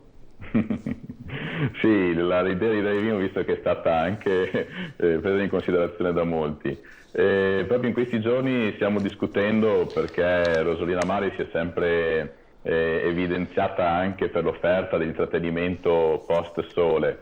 Sicuramente i grandi assemblamenti non si potranno fare, ma abbiamo già allo studio alcune possibilità di svago, di musica, di cabaret, con i numeri contingentati. Poi vedremo nelle prossime settimane cosa i prossimi DPCM ci faranno fare. Le sagre, gli stand gastronomici hanno una questione anche proprio dal punto di vista economico, perché se dobbiamo allestire una tensostruttura che ti può ospitare solo 10 tavoli, la Proloco, che già parte con prezzi bassi, perché l'obiettivo è quello di promuovere il cibo locale, probabilmente non riesce a reggere dal punto di vista economico, però credo che per il 2021 non ce ne saranno molti. Nel 2020 però qualche iniziativa, qualche concerto all'alba che non prevede l'afflusso di un concerto rock serale si potrà fare.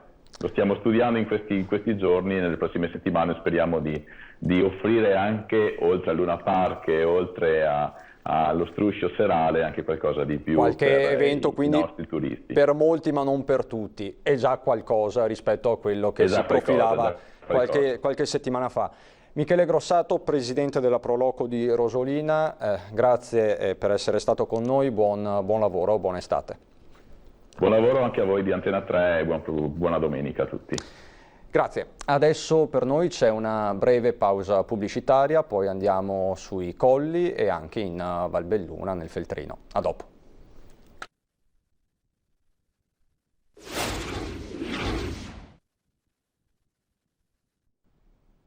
Di nuovo insieme per questa diretta straordinaria anche per questa domenica. Prima siamo stati sul Delta, questa mattina invece eravamo a Venezia, adesso ci trasferiamo un po' più verso nord, Colli del Prosecco e Feltrino, con i nostri due nuovi ospiti, Dario Scopel, che è sindaco di Serena del Grappa, nonché assessore al turismo dell'Unione Montana Feltrina e assessore provinciale alla mobilità, assessore provinciale di Belluno ovviamente, Tommaso Razzolini che è vice sindaco sempre molto attivo di Valdobbiadene. Buongiorno a entrambi i miei ospiti, buongiorno. Buongiorno a tutti voi. Sindaco Scopel, vengo subito da lei nel cuore del Feltrino. Come va questa domenica, soprattutto in Valle di Serena, nei sentieri, alle Bocchette, San Siro, tutti questi luoghi che sono tra l'altro bellissimi, alle pendici del Grappa, ricordiamolo? Beh, direi che va bene, nel senso che vedo molta gente in giro, molte famiglie che sono arrivate nella Valle di Seren, si fermano nelle aree verdi, fanno picnic, c'è chi è salito in quota per camminare lungo i sentieri, per cui vedo molta voglia da parte delle persone di stare all'aperto e di tornare quindi a essere, come dire, liberi. Proprio per questo anche come Unione Montana Feltrina abbiamo deciso di aderire ad una campagna nazionale che si chiama Io cammino in Italia, con la quale si vogliono valorizzare tutta una serie di sentieri e di percorsi all'interno del Feltrino, proprio per dar modo a questo turismo lento, che è anche un turismo di prossimità che sicuramente nell'estate 2020 andrà per la maggiore, di dare così delle soluzioni, delle possibilità a chi vuole camminare, a chi vuole stare in un ambiente sano e dove sicuramente c'è spazio e quindi non ci sono assembramenti, la possibilità appunto di venire qui da noi. Quindi guardiamo con positività nel medio termine in questo inizio estate e incrociamo anche le dita. E mi diceva Sindaco poco fa che gli agriturismi della Valle di Serena, fattorie didattiche, sono a regime e sono anche frequentate in questi giorni. Sì, tutte le attività sono riaperte, inizia appunto anche all'interno dei ristoranti, delle attività, i rifugi ad arrivare le persone, naturalmente mantenendo tutte le regole delle distanze e anche della prenotazione, ma ripeto, questo fa vedere che la gente ha comunque voglia di uscire e di vivere. È una cosa importante perché dopo 2 mesi comunque di lockdown anche la questione psicologica, la questione diciamo anche della paura dell'uscire poteva essere un problema. Quindi se da un lato bisogna certamente stare attenti, dall'altro però è anche bello vedere che la gente ha voglia di uscire. Lei tra l'altro da liberale, coordinatore provinciale di Forza Italia, tra l'altro un po' li ha mal digeriti i divieti in questo periodo. Ha detto sì al rispetto alle regole ma no allo stato di polizia. Beh, diciamo che, come ho detto, soprattutto all'inizio era necessario per capire anche l'importanza di rispettare alcune regole. Certamente poteva essere, come dire, digerita la questione nell'ultima parte, dove io ho sempre visto le persone rispettare tutte le regole che erano state date. Mi pare insomma che ci fosse un utilizzo anche di questa autocertificazione che sembrava quasi un salvacondotto, anche fosse che è andato troppo in là nel tempo. Fortunatamente insomma dal 18 maggio questo non c'è. Ripeto, è importante mantenere le distanze, rispettare le regole, però credo che la libertà insomma sia assolutamente un elemento che non deve essere dimenticato. Razzolini, innanzitutto complimenti per lo sfondo. Dove si trova? Ci può un attimo illustrare? Ma sono nella core zone dell'area UNESCO, nelle colline di Valdobbiadene. Dietro abbiamo prossimo anche l'area del Cartizze, che è appunto la piramide di tutta la produzione di quello che è il prosecco da noi Conegliano Valdobbiadene di OCG, e quindi siamo qui nelle nostre colline pronti ad aspettare i vari turisti, chi viene qui per soggiornare, chi per mangiare, chi per degustare del buon Conegliano Valdobbiadene. Siamo qui pronti e attivi. E che domenica è a Valdobbiadene? Ci sono arrivate delle immagini, forse riusciamo anche a vederle. C'era gente in piazza questa mattina, le prime moto, i primi aperitivi, gli spritz, con la mascherina. Ma sì, la gente è iniziata già a muoversi fin da subito, quando è arrivato il via libera questo fine settimana. L'ho visto particolarmente positivo, ovviamente nel pieno rispetto di tutte le normative dovute all'emergenza Covid. Noi come Comune di Valdobbiadene abbiamo fin da subito preparato un piano per l'ampliamento degli spazi di somministrazione per tutti i pubblici esercizi, perché avevamo già capito che comunque bisognava agire sul distanziamento sociale. Quindi di conseguenza abbiamo dovuto ragionare e andare a ampliare tutti gli spazi di somministrazione sia su aree pubbliche che su aree private, e anche i mezzi e vigneti, grazie alla collaborazione dell'azienda sanitaria, appunto ci ha fornito la possibilità di poter mangiare anche i mezzi e vigneti, ovviamente nel rispetto di tutto quello che è il regolamento di polizia rurale, quindi dal distanziamento anche in merito all'orario poi di trattamenti, e quindi si potrà tenendo una distanza temporale che è prevista dalla normativa, quindi tutto in sicurezza e tutto in regola. Ecco, quindi abbiamo fatto questo. E, tra l'altro Vice Sindaco, come amministrazione comunale siete stati tra i primi a intervenire a livello forse italiano sul fronte dei plateatici, sulle misure insomma a sostegno dei ristoratori e dei bar. Beh, noi venerdì, prima della riapertura, eravamo già arrivati in giunta con questa proposta di ampliamento, e già personalmente avevo studiato tutti i vari posti singolarmente, attività per attività, quindi bar per bar, osteria per osteria, ristorante per ristorante, per capire dove effettivamente potevamo dargli una mano. Ovvio, ci sono dei casi più facili perché magari vicini prossimi alla piazza, ci sono dei casi un po' più difficili perché in zone meno felici, però insomma sembrerebbe che tutti quanti un po' alla volta, adesso ovviamente devono fare anche loro tutte le valutazioni per acquistare i tavolini, per affittarli eccetera, però insomma la vedo abbastanza positiva. I locali l'hanno ben presa in considerazione questa proposta. Oggi, in questi giorni, stiamo anche fornendo a loro tutto un kit per la disinfestazione, quindi per la sanificazione, tutto il gel, quindi un bel kit per affrontare questo primo periodo di emergenza, tutte le nostre attività, strutture ricettive, ristorative, commercianti, in maniera per dare il sostegno a tutti questi nostri operatori in prima linea. Sindaco Scoppel, torno da lei.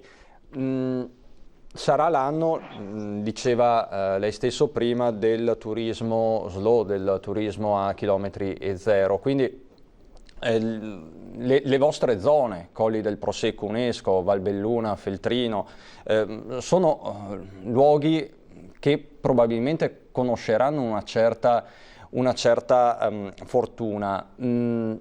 A livello promozionale, comunicativo, state facendo qualcosa? Vi state indirizzando su determinati target?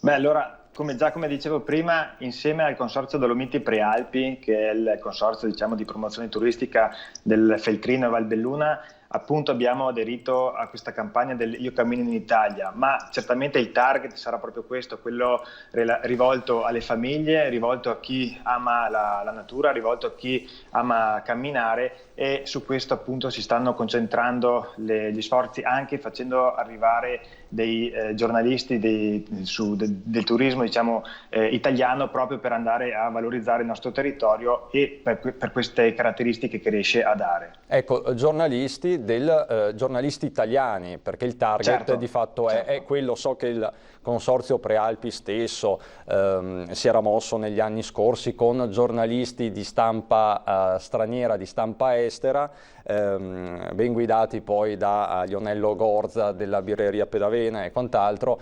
Adesso si punta sui turisti italiani, ovviamente, non può essere altrimenti. Beh, quest'anno certamente sì, anche se comunque io direi che non dobbiamo fermarci solo a quest'anno puntando ai turisti italiani. Certamente negli ultimi anni, soprattutto i turisti del nord Europa hanno apprezzato il territorio del Feltrino, il lago di Arsè e il Feltre, e insomma tutto quello che il Feltrino riesce a dare. Oggi come oggi, con le difficoltà che ci sono negli spostamenti, e certamente col fatto che molti cercheranno diciamo di rimanere all'interno, diciamo, magari delle vicinanze della casa, certo è che bisogna puntare sul turismo italiano. Io davvero credo che possa essere una buona annata, malgrado l'inizio adesso molto difficile, per il turismo del Feltrino. Credo che questo possa dare ancora una valorizzazione maggiore al nostro territorio, anche guardando al futuro. Ecco, lei citava giustamente altre località, lo ricordiamo, il lago del Corlo ad Arsè, tutta la montagna arsedese, gli altipiani di Lamon Sovramonte, l'ospitalità diffusa di Faller, Croce d'Aune, insomma c'è un elenco molto lungo di località da visitare con animo molto slow. Razzolini, ospitalità diffusa, se non sbaglio avevamo parlato proprio io e lei un mese e mezzo fa nel pieno del lockdown, perché di fatto è una formula importante questa dell'ospitalità diffusa. Ma certamente sì, nulla a togliere agli hotel, che io so benissimo che stanno lavorando a pieno per sistemare e per garantire tutte le situazioni di sicurezza. Però in quest'area dove ci sono presenti anche loro, ma ci sono anche tutte l'extra-alberghiero, questa squadra delle nostre strutture sono pronte a ricevere, sono già organizzate, anzi stanno già ricevendo. Io sono in contatto con loro e mi hanno riferito che effettivamente hanno già qualcuno che in questi giorni sta soggiornando nella nostra area, qualcuno che sta prenotando, quindi c'è una ripresa, ovviamente non potevamo prevedere una ripresa come magari poteva essere lo scorso anno senza emergenza, però insomma dei segnali positivi ci sono, dei segnali positivi anche perché effettivamente c'è chi a livello lavorativo viene qui perché ha in programma di costruire, di progettare, di ampliare altre strutture ricettive, e questo è molto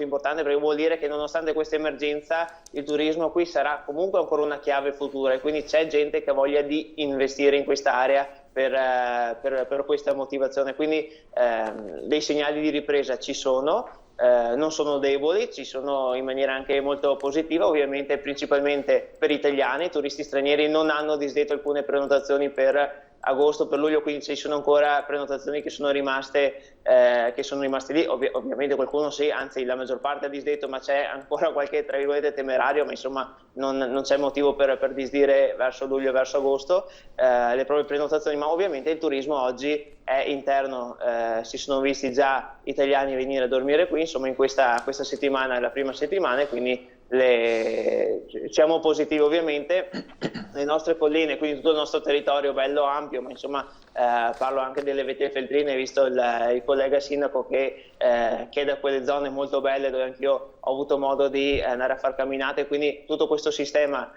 di Conigliano Valdobbiadene, ma anche del Basso Feltrino eccetera, è fondamentale, perché questi spazi aperti sono sicuramente propositivi per evitare, diciamo, il contagio, perché se serve il distanziamento sociale, certo, ovviamente tra colline, tra montagne c'è la possibilità di divertirsi stando anche ben distanti.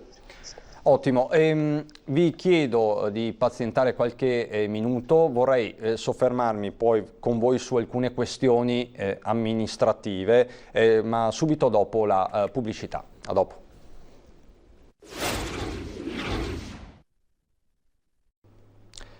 Di nuovo insieme, ultima parte della nostra diretta straordinaria. Siamo ancora collegati con Tommaso Razzolini, vice sindaco di Valdobbiadene, e Dario Scopel, sindaco di Serena del Grappa. Ritorno da lei, sindaco, per una questione specifica che nei giorni scorsi lei stesso aveva sollevato, quello dei parchi per bambini. Domani possono riaprire, stando all'ultima ordinanza regionale di Zaia. Lei li riaprirà? Allora, diciamo che la settimana scorsa avevo dato un po' voce a quello che molti sindaci di piccoli comuni, come anche di grandi città, dicevano, ossia che era impossibile, stante il DPCM, andare a riaprire i parchi giochi per due cose: uno per la sorveglianza e due per la sanificazione giornaliera dei parchi giochi. Questo naturalmente per l'impegno che vede poi l'amministrazione sia dal punto di vista del personale sia dal punto di vista economico. Con le linee guida approvate ieri con l'ordinanza, di fatto però resta il problema della sanificazione giornaliera e della disinfezione delle parti più toccate più volte al giorno, e quindi rimane purtroppo questo problema che per i comuni diventa davvero di difficile gestione. Io sono papà e sono il primo che vorrei vedere mia figlia andare al parco e giocare, però con queste condizioni, ripeto, resta difficile. Anche ieri sera ho sentito diversi sindaci e tutti concordano che purtroppo il problema resta. Tra l'altro poi aprire il parco giochi e pensare che i bambini stiano come soldatini e nel rincorrersi i giochi restino sempre a 1 metro, credo che sia comunque difficile, come dare del miele a delle api e sperare che non lo tocchino. Quindi io vedo delle grosse difficoltà se restano queste norme, queste linee guida. Diciamo che la Regione vi ha lasciato la libertà, ma poi la responsabilità ricade proprio su di voi come garanti dell'igiene pubblica e della pubblica incolumità. Vengo da lei invece, Razzolini, per un altro aspetto collegato alla pandemia. Il suo sindaco Luciano Fregonese nei giorni del lockdown e dell'avvio dei buoni spesa aveva lanciato più volte un appello anche attraverso i nostri microfoni, quello di farsi avanti, quello di non avere vergogna e di contattare il comune in caso di necessità. Com'è andata la distribuzione dei buoni spesa a Valdobbiadene? La distribuzione è stata divisa praticamente in 2 bandi, in 2 tranche e sono entrambe andate praticamente complete, finite, vuol dire che c'è stato bisogno appunto di richiesta di buoni pasto, di buoni spesa, assolutamente sì. C'è da dire che poi anche con il banco alimentare, che è seguito dalle varie associazioni nostre di Valdobbiadene, l'associazione Domani, dove appunto già da prima si sostenevano le famiglie in difficoltà, con l'emergenza coronavirus siamo arrivati a avere della spesa consegnata per 12 quintali e mezzo, quindi abbiamo raddoppiato la quantità di borse spesa. Questo vuol dire che indubbiamente in questo periodo c'è stata una povertà nuova, una povertà magari anche momentanea collegata alle attività chiuse, che però effettivamente il Comune è intervenuto per sostenerla, perché abbiamo notato anche noi questo problema temporaneo, però con le attività ferme, chi non ha proprio patrimonio, proprio reddito disponibile, ovviamente aveva bisogno di aiuto e non potendo lavorare siamo intervenuti, insomma. E Sindaco, chiedo anche a lei un'ultima battuta, perché siamo davvero addirittura d'arrivo. Com'è andata questa gestione dell'emergenza sociale invece nel suo comune? Ma come ha detto prima il vice sindaco, si è manifestata una nuova povertà, o comunque nuove famiglie che si sono avvicinate chiedendo aiuto proprio per il fatto che, non essendoci lavoro o comunque con le attività ferme, non avevano la possibilità di avere dei soldi. Quindi anche noi, i soldi che sono arrivati sono stati tutti utilizzati nell'arco di 2 tranche, anche noi con il Banco Alimentare abbiamo ulteriormente aiutato, per cui diciamo che siamo riusciti a dare una prima risposta in questo momento di difficoltà.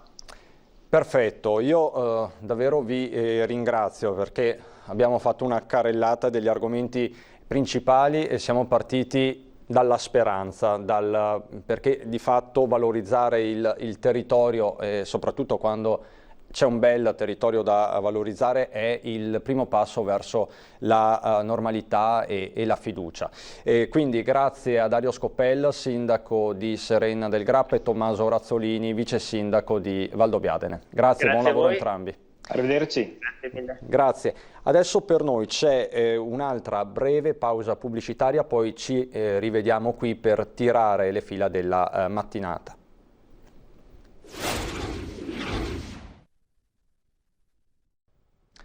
Di nuovo insieme in diretta, siamo davvero alle battute conclusive di questa prima parte di diretta. Partirei dai dati del primo report di giornata della Regione del Veneto con azienda zero, i dati che sono stati illustrati in apertura del punto stampa da parte dello stesso governatore Zaia, come sempre. 12 nuovi casi di contagio, tra questi però ci potrebbe essere qualche soggetto ritornato positivo. Zaia con Bottacin ha parlato di ripositivizzazione, il che significa sostanzialmente che ci possono essere 2 strade: o è concreto il rischio di una reinfezione, ma è tutto da dimostrare, oppure alcuni tamponi, sui migliaia che sono stati effettuati, hanno un margine di errore. Questo ha detto lo stesso e ribadito lo stesso assessore Bottacin verso la fine della conferenza stampa. 12 nuovi casi, dicevamo, 5 a Verona, 6 nel Bellunese, calcolando che è la provincia meno popolata, quella di Belluno, il dato è comunque da sottolineare. Un decesso è stato registrato all'ospedale Covid di Dolo, mentre resta inalterato il numero dei posti letto occupati nelle terapie intensive del Veneto. Continua a calare invece il numero dei ricoverati in area non critica. Ovviamente nei prossimi giorni sarà importantissimo guardare alla curva epidemiologica del contagio.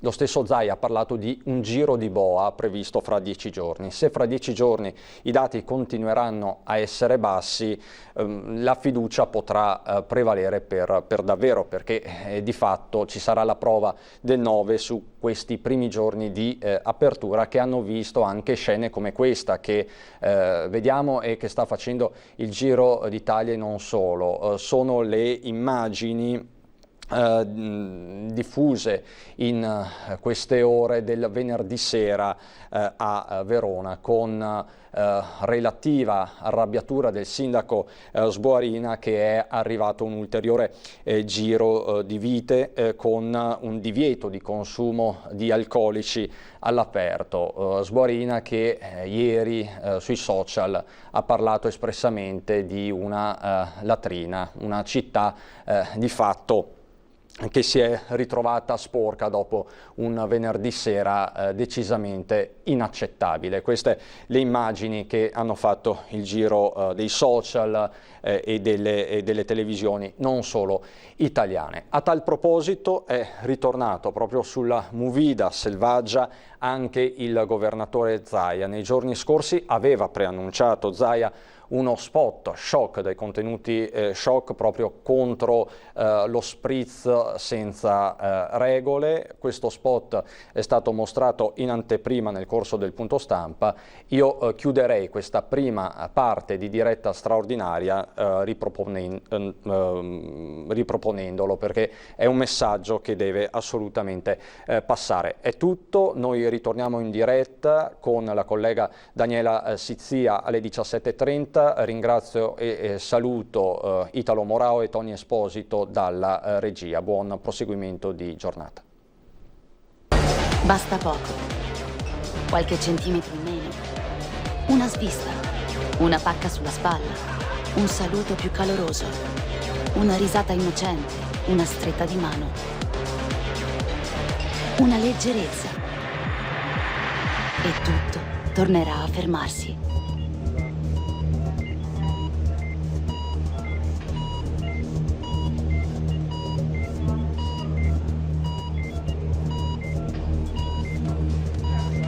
Il Covid-19 si combatte in ospedale, ma soprattutto fuori.